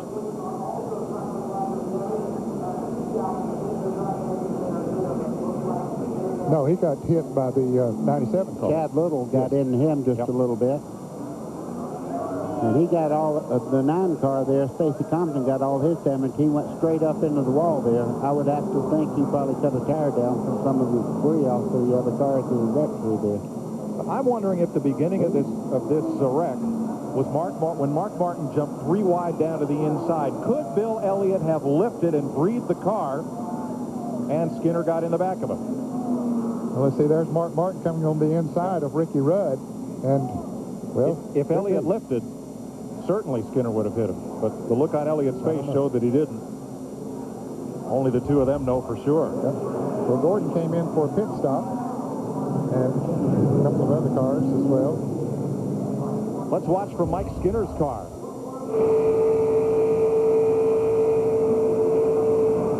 He did back out of the throttle. You could hear him ease up there, and they just got together going down in turn 3. From Bobby Labonte. Boy, he sees that car go out there. Says, man, I got through there. Jeff Gordon.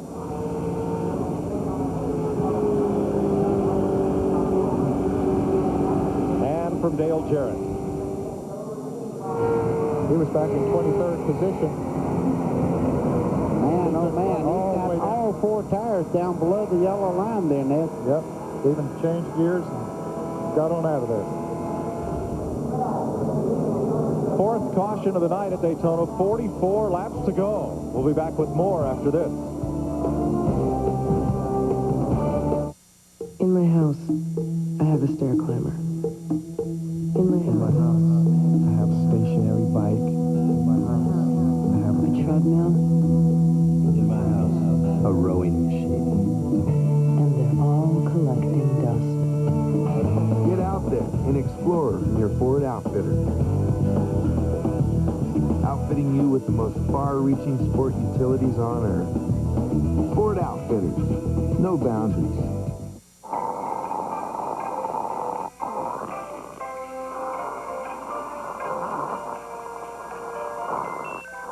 Now you can receive a short text message over the internet. Then send back an answer.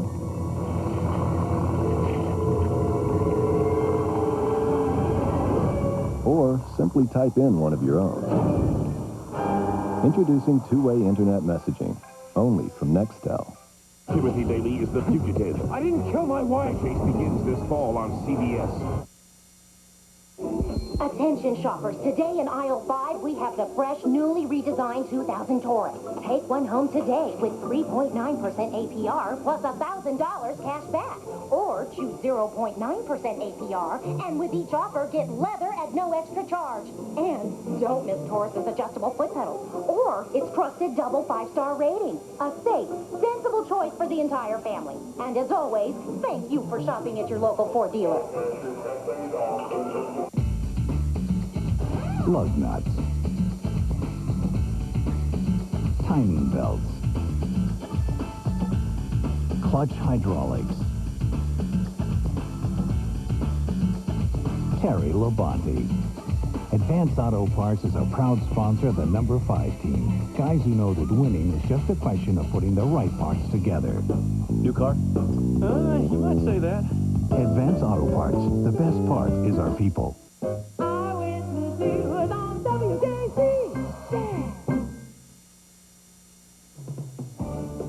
CBS Sports presentation of the Pepsi 400 is sponsored by Nextel. How business gets done.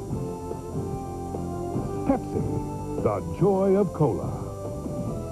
Circuit City, answers in every department, low prices all over the store. And by Haviland, add more life to your car. 43 laps to run, 43 to go, and working this fourth caution of the night means that Bobby Allison's 1980 race record is safe, 173.473 miles per hour. Record speed for the 400 miles here in July. And we're getting set for the restart. And we'll be back to Daytona International Speedway. You're watching the Pepsi 400 on CBS Sports. Interesting. Coca-Cola or Pepsi-Cola? A paradox. While molecularly similar, they logically seem to offer two possibilities. Of course, you must invariably arrive at one and only one correct choice.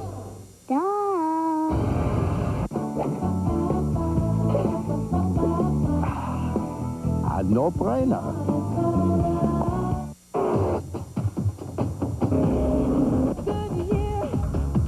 Rusty Wallace for the new Goodyear Eagle #1 NASCAR tire. The only tire with the official NASCAR logo. Its aggressive tread design gives you traction for responsive acceleration and cornering. You get Eagle performance NASCAR style. Only from Goodyear.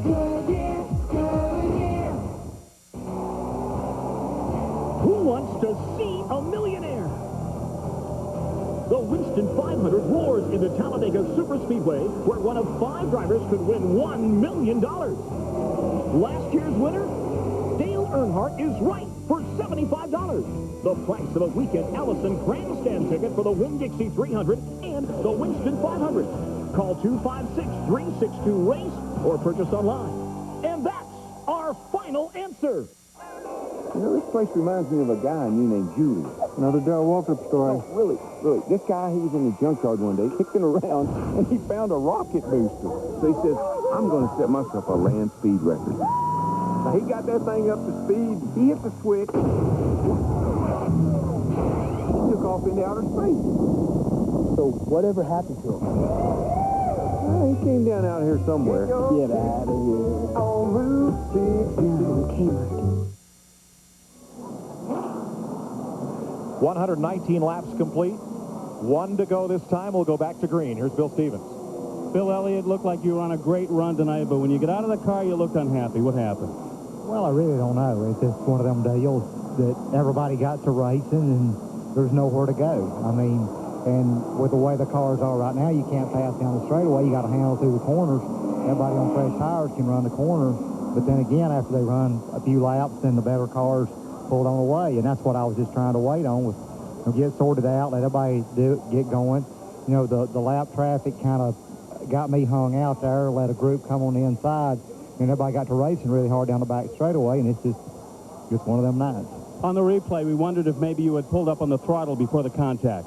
Well, I rolled. Mark was in the grass, and I was trying to give Mark a little bit of a break, but then nobody will give you a break. I guess that's racing. 1988 and 91 winner is out. To Ralph Shaheen.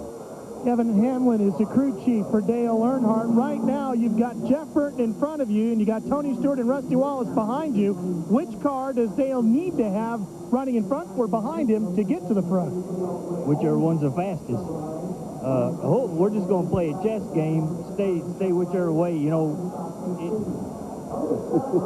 We're just going to have to play it by ear here. When they take off, I mean, the 99 is probably going to make a run on the 10, and hopefully the 20 will follow us, and then we'll just keep on trucking. You know, we did 4 tires in 99, and 10's got 2 tires, and hopefully later in this run here, the GM Goodyear Surplus Chevrolet will be pretty strong. Dick Berggren? The car that's in the lead with Johnny Benson driving is the ultimate underdog team. Without a sponsor, you cannot run successfully in Winston Cup racing. I asked him how long he could go without one. He said the plan is to go at least to Indianapolis. Benson likes his team so much, he wants these guys to stick together, even if they have to quit racing before then. One of the crew members just came up to me and said, you tell that CBS audience that somebody can get a whale of a deal on sponsoring a race car in about 40 or 50 laps. These guys don't even have uniforms with sponsored logos on it. They're all plain. Mike? He is in the leader, Johnny Benson. This is still anybody's race. This is a 2.5-mile chessboard. All the squares are black. And all the pieces are big ones. Here we go. We're back under green. Jeff Burton down on the inside, making it 3 wide. Benson hung up on the outside. Earnhardt going with Burton. Well, that returns the favor of the last restart when Benson dropped low under race leader Burton. 4 wide. Didn't think they could do that here. This place is 10 feet narrower than Talladega. Man. That'll take your breath. There, yeah. Look at Rusty Wallace. He looked like a rocket ship going in the corner there. He just went right on by the 3-car of Earnhardt.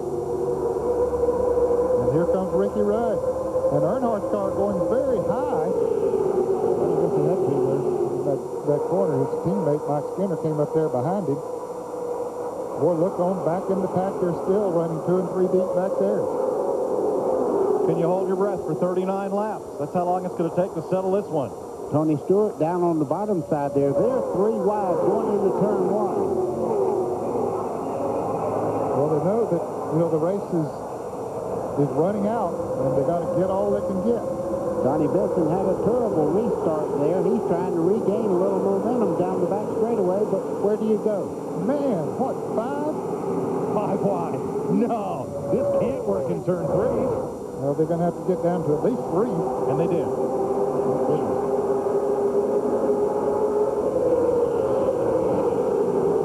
This is chess. I'm taking my pieces and going home. This is unbelievable. Through the triangle, 3 abreast once again. Yeah, and you just hope somebody does not make that critical error where you just make contact, because at this speed, all you have to do is touch someone, and it makes a terrible mess out of everything behind you. Now, 6 cars have singled out at the front.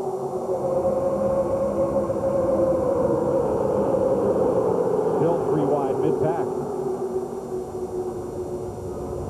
It wasn't so much Johnny Benson got a horrible restart, but he restarted on the outside. He's still on the outside. Stewart, they touched. They traded paint. And survived.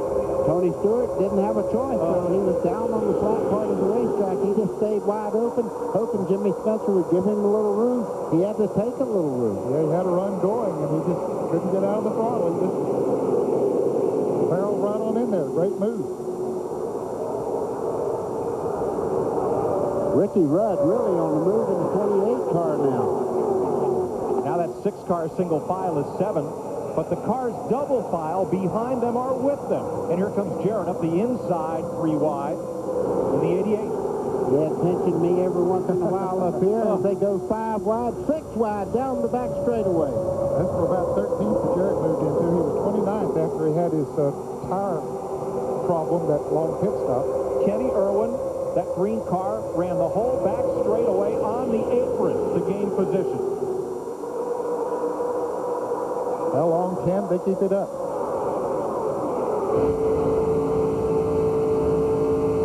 With Dale Earnhardt Jr. Our Bud Cam back there in 18th place. Kenny Wallace just ahead, 55. Yeah, he's kind of in the middle lane there. Dale Jarrett in front. Robert Presley on the outside, 77. Here comes Wallace back. Dale Earnhardt Jr. has done a good job since that restart, because he was at the back of the pack. He made numerous pit stops during that caution period, but whatever was wrong, they must have gotten it fixed, because he's coming back up through there. He restarted 33rd, Ned, and he's up to 18th. The front pack single file cannot get away. That is surprising. It is surprising. All these cars running side by side, 2 and 3 deep back there. This is the race they came to see. 3 abreast mid-pack, and now single file, just a little bit of a 7-car breakaway.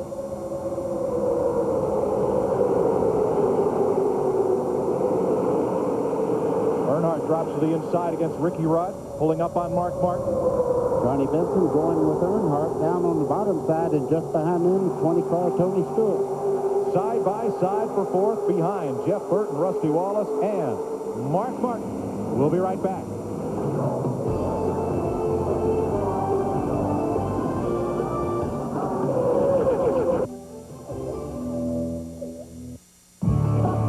We're hitting the road with the Pepsi Challenge to see if people prefer the taste of Pepsi or Coca-Cola.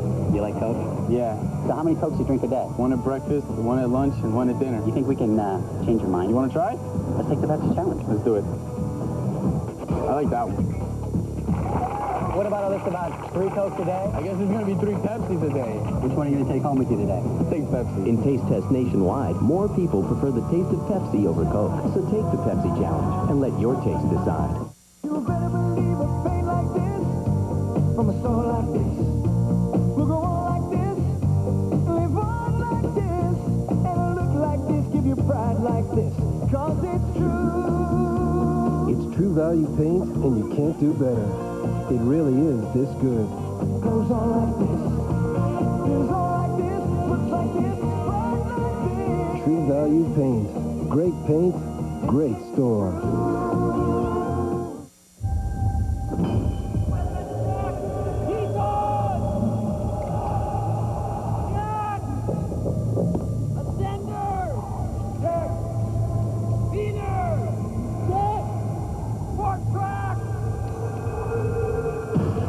The all-new Ford Explorer Sport Track. As essential as gear gets. From Ford Outfitters. Most far-reaching sport utilities on Earth. No boundaries. You worry about your car lasting? Imagine going 500 miles in one stretch at 200 miles an hour. That gets out the life right out of your car. That's why my team is always using Havoline Motor Oil. The same unique formulation you can get for your car. Technically speaking.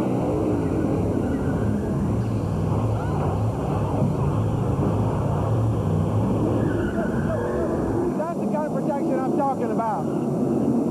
Where's you guys working?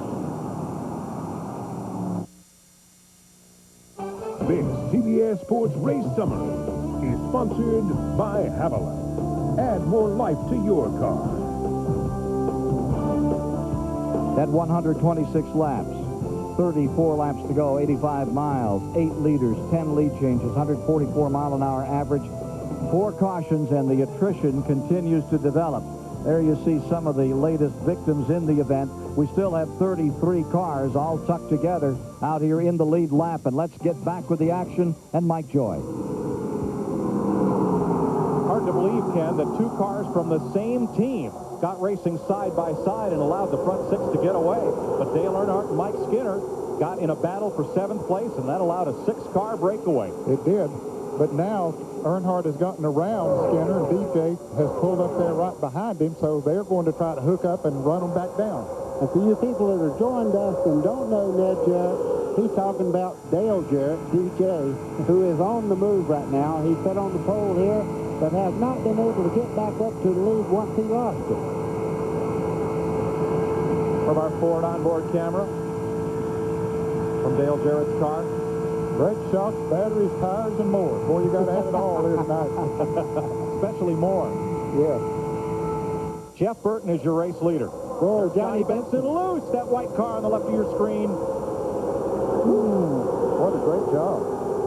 Never backed off, just stayed right in the throttle. Can't afford to back off. Look at Earnhardt weaving around. That's Earnhardt Jr., the number 8 car. And as Bill Elliott found out, if you lift, not only do you lose, but you have a good chance to go to the wall. That's how close they're running. If you lift off the throttle, somebody will slam you. Well, there wasn't, but just a second ago, Dale Jarrett was passing this group back here 3 wide. Now he and Earnhardt are running down the leaders. As Benson pulls that second pack around, Earnhardt Jr. to the outside, Gordon to the inside. Jeff Gordon's 24, up for 10th place. Benson squirrely in the middle, shuffled back. Remember, he only take 2 tires at last pit stop. He did. Of course, Jeff Burton, who's leading this race, only took 2 tires also at that last pit stop. But he hadn't got shuffled out yet. On the point, Jeff Burton. His crew chief, Frankie Stoddard, as an 11-year-old, turned wrenches for Butch Elms at the local speedways, then went to work for Busch North Series legend Stub Fadden, and then came south. He worked his way into the crew chief position for Jeff Burton at Roush Racing. He's got Rusty Wallace, who has scratched and clawed his way from a first caution flag penalty up to second place.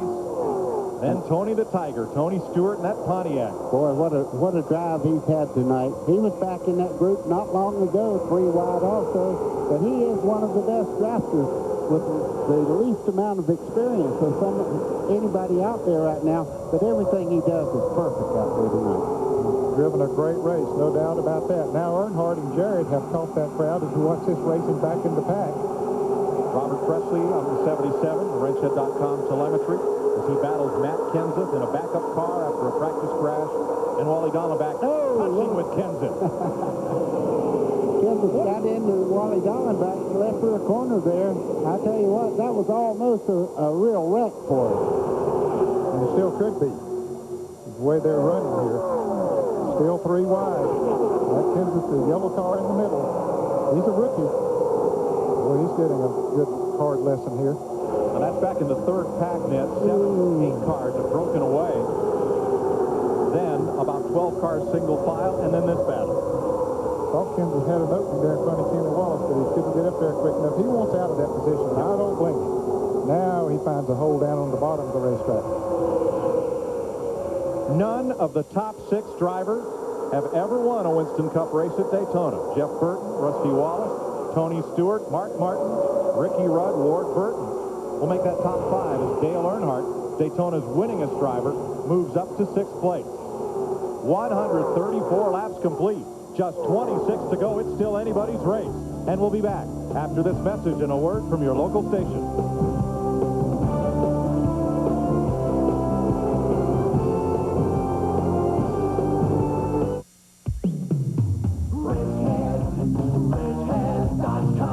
When it comes to getting the right parts fast and easy, guys who know their way around under the hood always turn to their best friend, wrenchhead.com, the place to buy auto parts online. Log on for millions of replacement parts, top brand names, performance parts, accessories and gear, even hard-to-find parts. Or just hang out with other wrench heads. With wrenchhead.com, getting the right part is a snap. Are you a wrench head?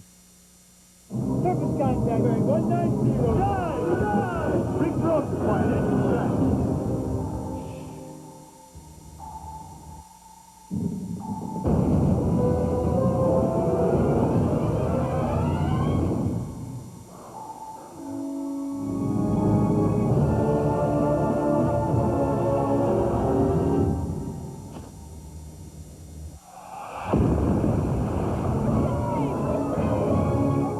Log on to CBS.com and sign up to be a part of Survivor 2 in the Australian Outback. At WJZ 13, our community commitment continues as we bring you Artscape. WJZ touches up a weekend of free music, arts, crafts, and family fun. Come along with the Eyewitness News family. You'll be dazzled by great local artists and performers. Plus, national stars shine every night to brighten your weekend. Ready? WJZ makes Artscape come alive July 21st through the 23rd at Baltimore's Mount Royal area. Community commitment helps make WJZ Baltimore's favorite station. Here at the Bell Atlantic University of 411, our operators are immersed in the art of directory assistance. In Dallas, stands meet. 214-522-1. Whenever you need a number, local or national, just dial 411 and let our operators do the rest. Remember, no two numbers are the same.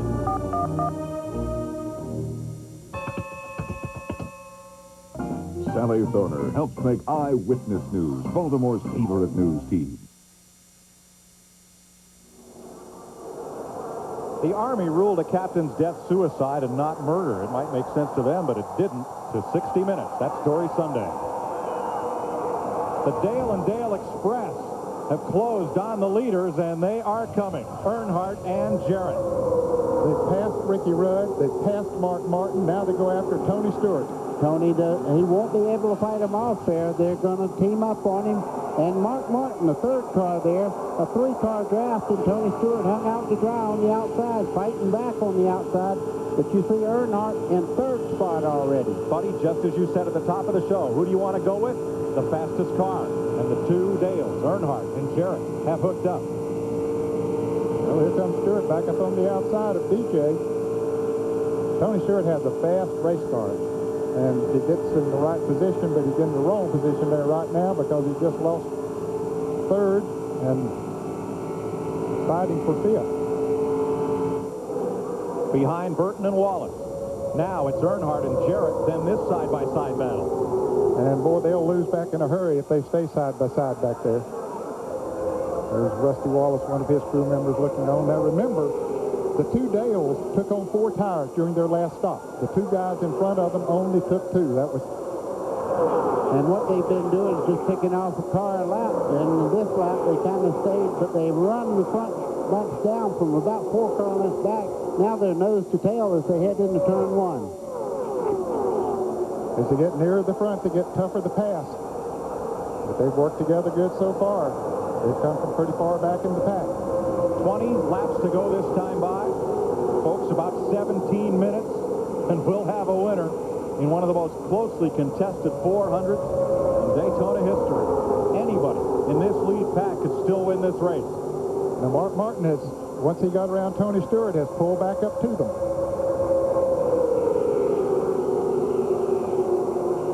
Ralph Shaheen. Mike, leader Jeff Burton is good friends with Duke University basketball coach Mike Krzyzewski, and Coach Krzyzewski has given Jeff a lot of tips about how to get mentally focused when it comes to battle. But Jeff said he got his best coaching tip from his 4-year-old daughter, Paige, who just said to him one day, "Daddy, did you do your best?" Mike Krzyzewski's troops never came down the floor at 190 miles an hour. And Dale Earnhardt looking to the inside of Rusty Wallace for almost contact there as they go down the back straightaway. Rusty's out of position now. If Burton comes down to the bottom, and he does, Wallace goes backwards. And Earnhardt moves into second. Well, look at Wallace go backwards. He's up there by himself, nobody to draft with. Goes all the way back to 6th position. Tony Stewart gets by. From Ricky Rudd in 7th place. Looking ahead now at where Rusty Wallace has gotten back into line in 6th. That's how quickly you can go from the front of the pack right to the back. He was running second a lap ago. The big dogs are beginning to bark, I tell you. Earnhardt in second right now, and he's picking them off, getting them coming out of the corner. Seems to put that bumper just under the left rear corner and gets them pushing up out of the corner. And with Dale Jarrett pushing him, hey, they have a rocket ship, both of them, so they're moving in. Earnhardt is the master at loosening someone up. Jeff Gordon is a master at it as well, but he's not in this hunt. 21 cars are in this lead draft. 33 are on the lead lap. As Gordon runs in 11th, Earnhardt Jr. on the bottom of the racetrack there at 13th. And back up front. They're straining on that leash, those big dogs. Yeah, he's sizing him up. So where are we going to do this? Mark Martin gets a little antsy back there on DJ's back bumper. This is the best run Mark Martin's had at Daytona in a long time. Kim Burton, her husband's in the lead. You think they don't have it tough, too? They also serve who stand and wait. Right now, I'm watching Jeff Burton, and he's able to hold that car right on that yellow line. It'd be tough to get under him to make him push getting up off the corner. Well, he's got to get up to him before he can do that. You're right, but he's got to get real close to him to make the car push up. Now Earnhardt's got to run on going into turn 1. He'll get pretty close going in there. Let's see how it works. Earnhardt's in a tough spot. If he makes his move to the outside of the board, all those Fords file in underneath. If Jeff Burton doesn't give him any room on the bottom, where does Earnhardt have to go to try to make the pass? Mike, I think we're no longer worried about Fords and Chevrolets right now. It's the guys that they can work the best with, and I know that Earnhardt right now is sizing him up. In just a little while, you'll probably see him try that outside move just to see whether they gain any at all. The man in black, Dale Earnhardt, in second place, behind Virginia's Jeff Burton. 17 laps to go.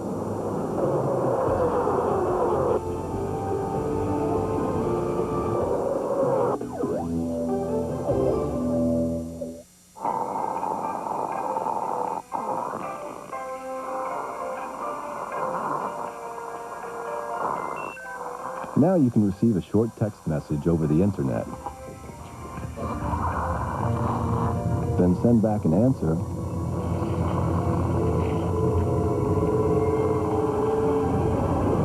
Or simply type in one of your own. Introducing two-way internet messaging, only from Nextel. It's not just a new sign. It's a promise, a guarantee. It's a new Midas. You'll know it when you first drive in. You'll appreciate it for as long as you own your car. Expanded new services. A new lineup of genuine Midas parts, guaranteed for a lifetime nationwide. Even if the part wears out. We're more than mufflers. We're a new way to keep a good thing going. Go Midas. You worry about your car lasting? Imagine going 500 miles in one stretch at 200 miles an hour. That gets out the life right out of your car. That's why my team has always used Havoline Motor Oil. The same unique formulation you can get for your car. Technically speaking,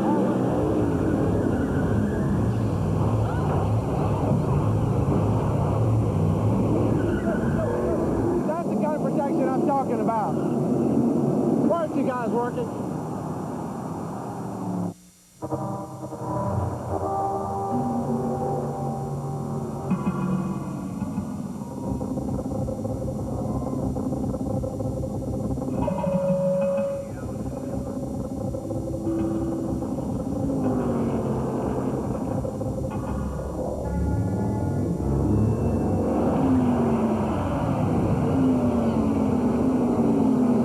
Conseco, NASCAR's official financial services provider.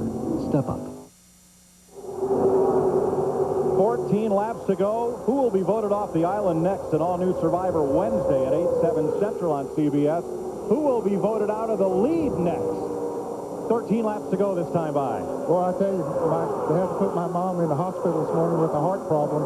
Might have to put her son in the hospital with a heart problem if this keeps up. Jeff Burton continues to lead. Dale Jarrett fought his way up to second. 2 laps ago, Earnhardt went to the bottom. Burton came down to block, left the high groove open for Jarrett, and he tried to take Rusty Wallace with him.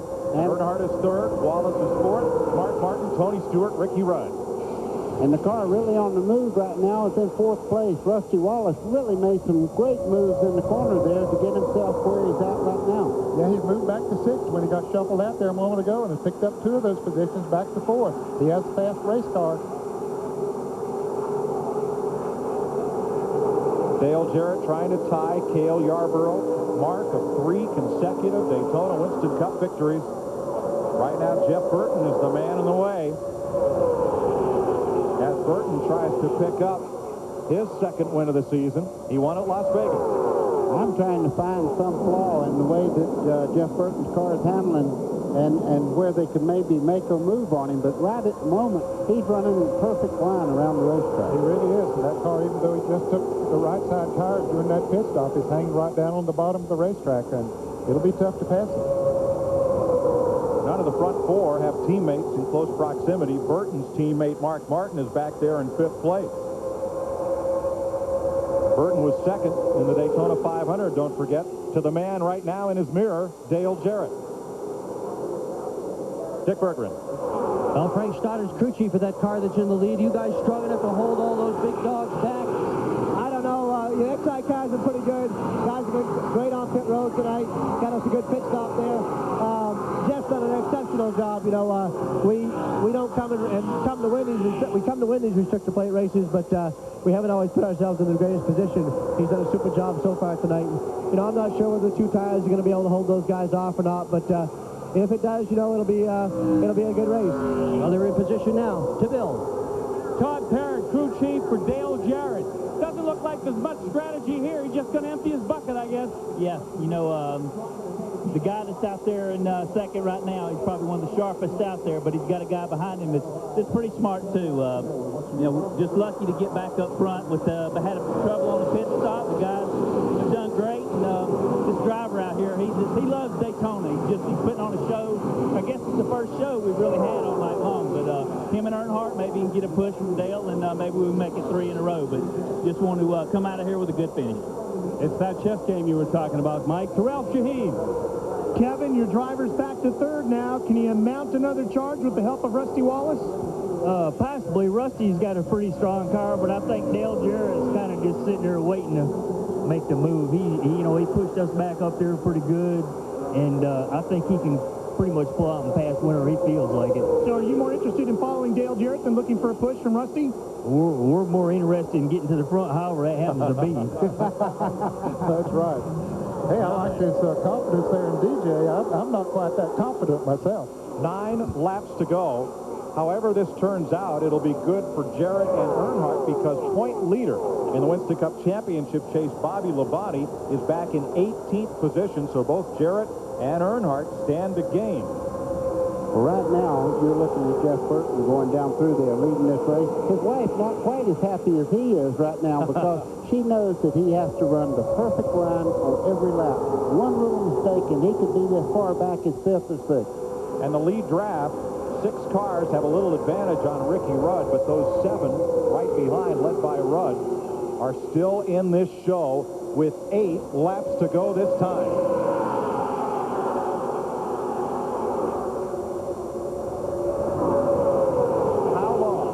Dale Jarrett waits to pull the trigger. Well, if he has anything that Frankie Starter thinks that he might have, he might wait till the last lap. But I don't know if he can afford to wait that long. Just behind the leaders net, Ricky Rudd way up high in turn number 2. And look at the gap that opened up. Boy, it opened it up in a hurry. Ward Burton right behind Ricky Rudd. Jeff Gordon right behind Ward Burton.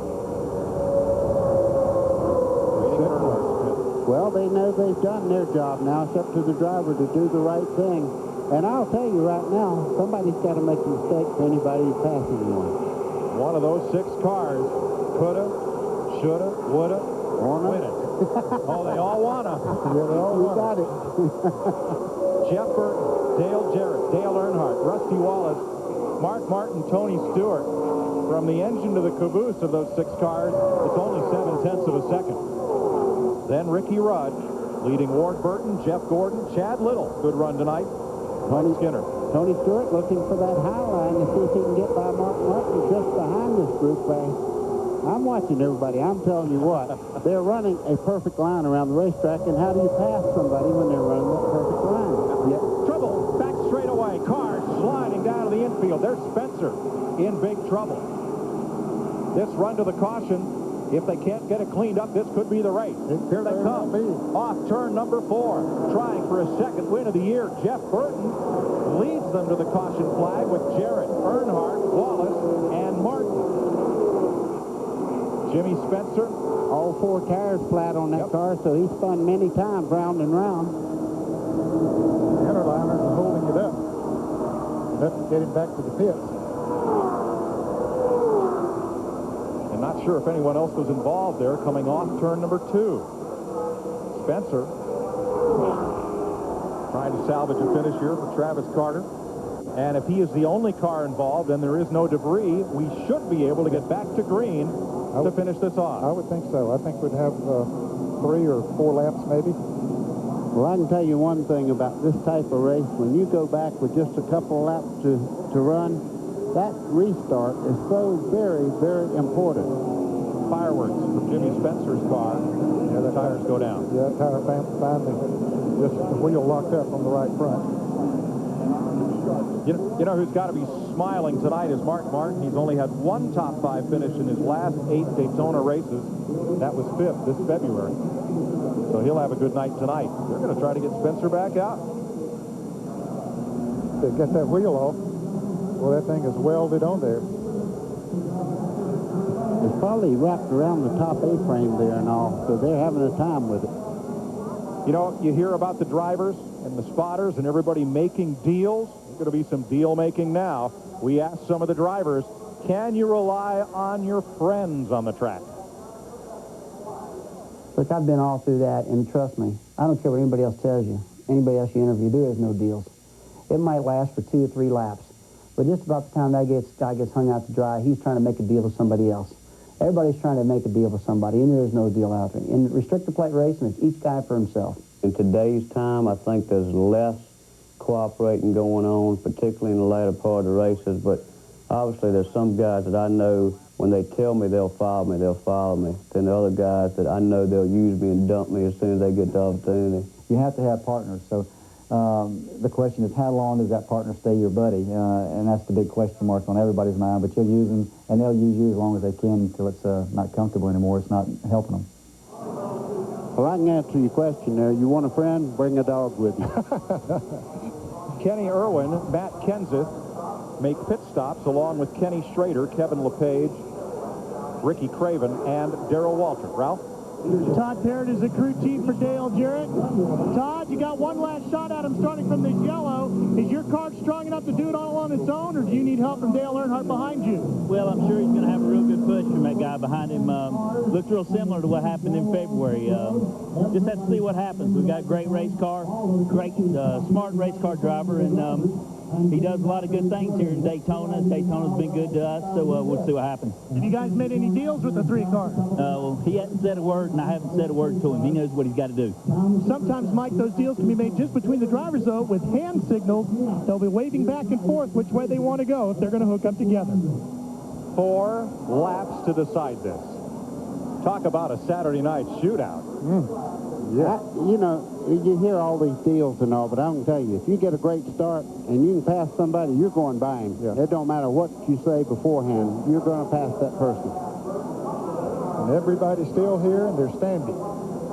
They're going to race 10 miles when they come back and get the green flag. Jeff Burton, the leader. Dale Jarrett, both in Fords. Dale Earnhardt Chevrolet. Rusty Wallace's Ford. Mark Martin in a Ford. The Pontiac of Tony Stewart. Ricky Rudd, Ward Burton, Jeff Gordon, Chad Little, the top 10. Anybody can still win this. Ralph? Apparently, the 2 of Rusty Wallace and the 6 of Mark Martin are chatting back and forth on the radio. Those 2 Fords are looking to hook up. Right now, they're lined up in 4th and 5th. They're going to try to run together to get through to the front. A lot of those deals now are not made on pit road. They're made amongst the spotters up on the roof, talking with each other. And there's Robert Yates, who owns the full-sitting second-place car of Dale Jarrett and the 7th-place car of Ricky Rudd. Pace car coming off the racetrack. The green flag will fly. 4 laps to go.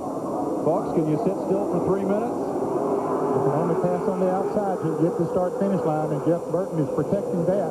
Now he comes, Jarrett tries on the inside, then he tries it on the outside, and Burton blocking every move he makes. Still gaining speed. It won't be till they come around to the start-finish line. They'll be back to 190 miles an hour. Moves in mid-pack at 10th place. Chad Little battling side by side. Now Jarrett's back about 2 car lengths as they head down towards the back straightaway there, down the back straightaway. He does have a run there, but you see what happened there? Jeff Burton pulls to the inside when he sees Jarrett coming, but look behind him. 3 wide. Rusty Wallace to the inside, sandwiching Earnhardt and sending him backwards. Mark Martin up on the high side of Rusty Wallace there. Tony Stewart pushing the 2 car there of Wallace as they come off turn 4. It's a Ford front 4. They shuffled the Chevys and Pontiacs out of there. 3 laps to go.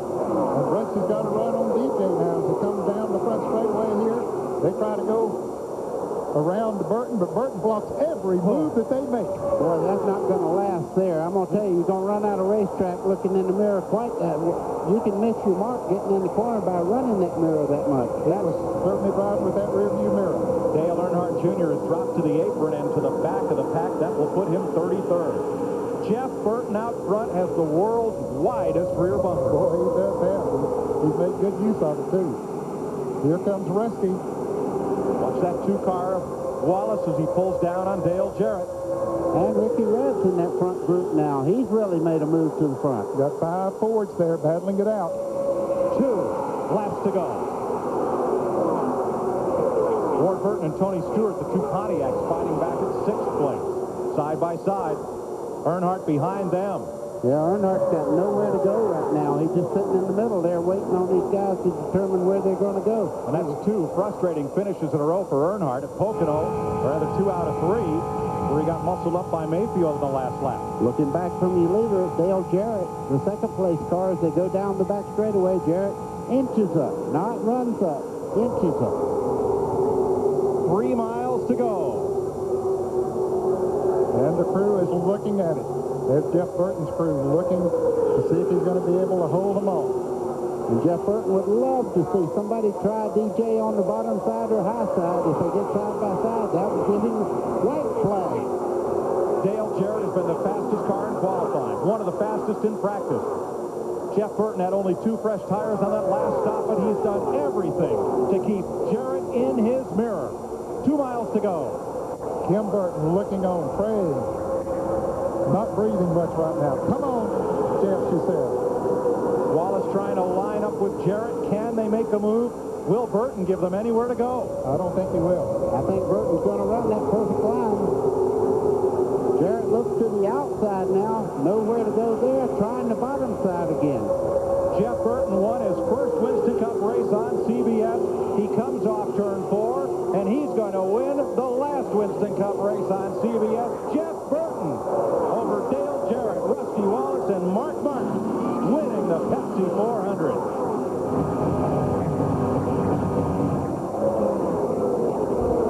He did a marvelous job of protecting his territory. Now, that was a chess game. That was a chess game, and he did block the racetrack, but it's his racetrack to block. When you're leading, you can do what you please. Absolutely.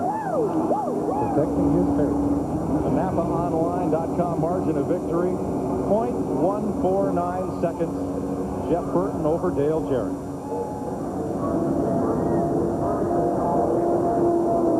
Let's come back and congratulate him. Second win of the year. He won earlier in Las Vegas and had top 5 finishes. A second at Daytona, 5th at Darlington, 2nd at Texas and Martinsville, and 5th in California. So in a reversal of the Daytona 500 finish, Jeff Burton defeats Dale Jarrett. We'll talk to him in a minute. Volunteers, we all have regular jobs. We can be coming from anywhere. We get a call, we need to get to the fire right now. Things that are going through our mind are the hazards we might face, so that when we get on scene, we're ready to act. We need a truck that can handle anything we throw at it. 4 full-size doors gets us in and out quickly. There's 6 people in the cab, and there's a ton of room for cargo. Great truck.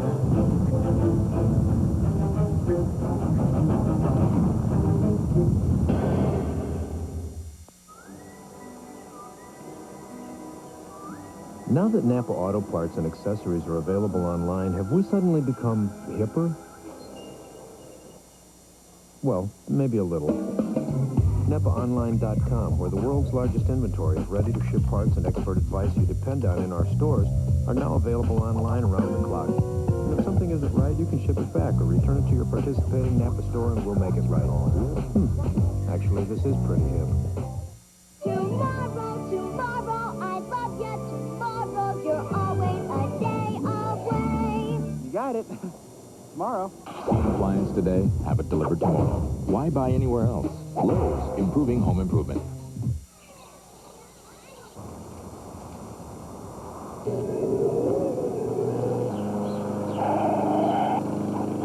We'll not only install your new appliance, we'll haul away your old one free. Lowe's, improving home improvement. Nice looking jacket. Special edition. Leather. Name your price, man. Your hat. Some people will give anything, hey Jack, to own the special edition NASCAR 2000 jacket. But it's yours for just $169 when you buy any Exide Select battery. And you'll be helping the kids at Duke Children's Hospital. Hey, Jack. Where's your hat? Look for details wherever Exide Select is sold. Nice hat. Thanks.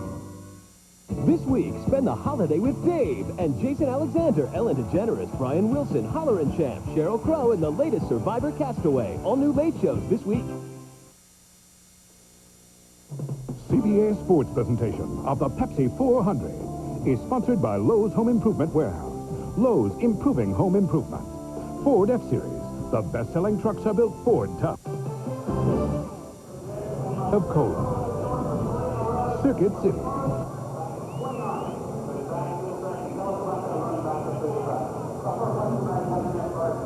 13th career victory for Jeff Burton. in Winston Cup racing, and you ride with him into hallowed ground, Daytona Victory Lane. And it's the first time in the Pepsi 400 history that one manufacturer has swept the top 5. They were all Fords. Couldn't hang in there at the end or got shuffled out, whatever the case might have been. But the Pontiacs that were up there all night long in the top 5 got back. Buddy, that's about the best job of mirror driving I've ever seen. Well, he did a great job of protecting that lead. A lot of people say that's cutting him off, but he was in the lead, and he was mirror driving. There was no question about it, but he did what he had to do. Run that perfect line through the corner, gave him no place to make that pass on him. Earnhardt tried the bottom. He came down to block. Jarrett tried the high side. He went up to block. Jeff Burton is the man of the hour here in Daytona Beach. Great run for the Jack Roush team, for Frank Stoddard and his over-the-wall crew. And now Jeff Burton will come up to Ken Squire and accept the accolades of the Pepsi 400 victory. Ken? A great offensive, a great defensive performance. Let's get him over here. They said in the booth, here he is kissing his wife, Kim, they said you did the perfect lap, and it certainly was. What a performance. Well, these guys have done a great job in the restricted plate program. For us to, as much as we struggled on it, the engine department, the fabrication department, the engineers, everybody has gone into a lot of effort, and I drove the restart was tough. Beth in the business behind me, and I blocked him pretty bad, but that's what you got to do. Well, you certainly blocked him beautifully, and it was a great race to the finish. John Graham is here with Jack Roush. Let's make the presentation of the award. A new face in Victory Lane at Daytona. Jeff Burton, congratulations on your first NASCAR Winston Cup win at Daytona International Speedway. Along with Brent Franks, Vice President of the Pepsi-Cola Company, it's our pleasure to present you with the Pepsi 400 trophy. You really lit it up. I'll pick it up. All right, guys, woo! Greatest speedway in the world. Whenever, as much as we've struggled here, great win for us. Great win. Well, you've always said you were pessimistic. You've said that the better you get, the more you expect of yourself. You can't expect much more than what you gave tonight. No, I drove a good race tonight, but, you know, I drove a good race, and they did a great job repairing the car. And we got a guy at home that was just diagnosed with cancer, Rodney. We got to hurry back Rodney shirts on, and this one's for him. This one's for him. Thank you very much, Jeff Burton. Let's go back to Mike Joy. Thanks, Ken. We'll be back with the order of finish and the Winston Cup point standings at Daytona International Speedway after this.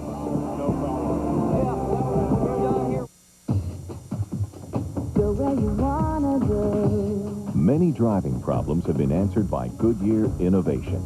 AquaTread wet traction, high-performance Eagles, all-terrain Wranglers, and AquaSteel run flat. That's serious technology. Freedom from worry. What's on the horizon? More new solutions for your peace of mind. Serious freedom. Goodyear. Okay, DJ, I'm ready for you. What's the game? I'll see boomerang. Boomerangs? I think I prefer football. So what are you doing here? I came here for the big juicy steaks. How about you? I want that shrimp on the barbie. Now let's go eat.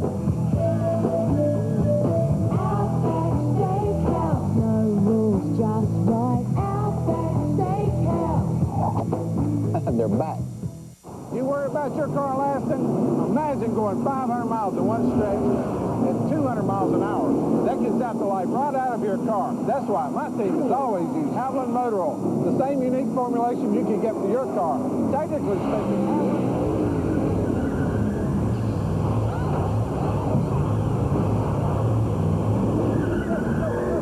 that's the kind of protection I'm talking about. Why aren't you guys working?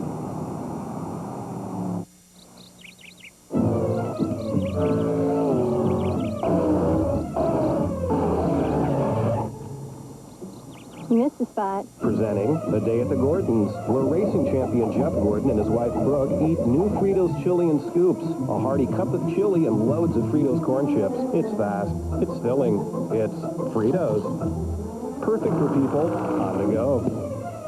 New Fritos Chili and Scoops and Sloppy Joe and Scoops. Nothing goes faster. CBS Sports presentation of the Pepsi 400 is sponsored by Lowe's Home Improvement Warehouse.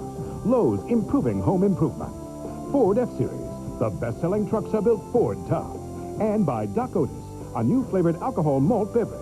Real lemon, real refreshment. Unlock the Doc. Welcome back to Daytona International Speedway. Fireworks everywhere, but they certainly provided enough of them on the track tonight. What a wild race. Ned was about to beat me to death the last 5 laps there, and I don't blame him. What an exciting race. It was. What a great way for CBS to go out as far as Winston Cup races are concerned. One of the best races we've seen in a long, long time. Bobby Labonte came up there for 12th at the end to hang on to the Winston Cup point lead. Jeff Burton, the third different restrictor plate winner this year. Dale Jarrett in Daytona, Jeff Gordon at Talladega, and now Jeff Burton here. What a wild race right down to the end. Any one of 6 drivers could have won it. And here's a look at the rest of the final standings as the crowd has stayed here to celebrate with Jeff Burton, our Pepsi 400 winner. 32 cars on the lead lap, including Darrell Walter, making his final Daytona start. And stayed out that extra lap just so he could say, I did lead my last time at Daytona. Labonte will leave here and head for Loudon, New Hampshire with a 52-point advantage over Dale Earnhardt, Dale Jarrett, Ward Burton. Jeff Burton moves up. There's a look at the top dozen.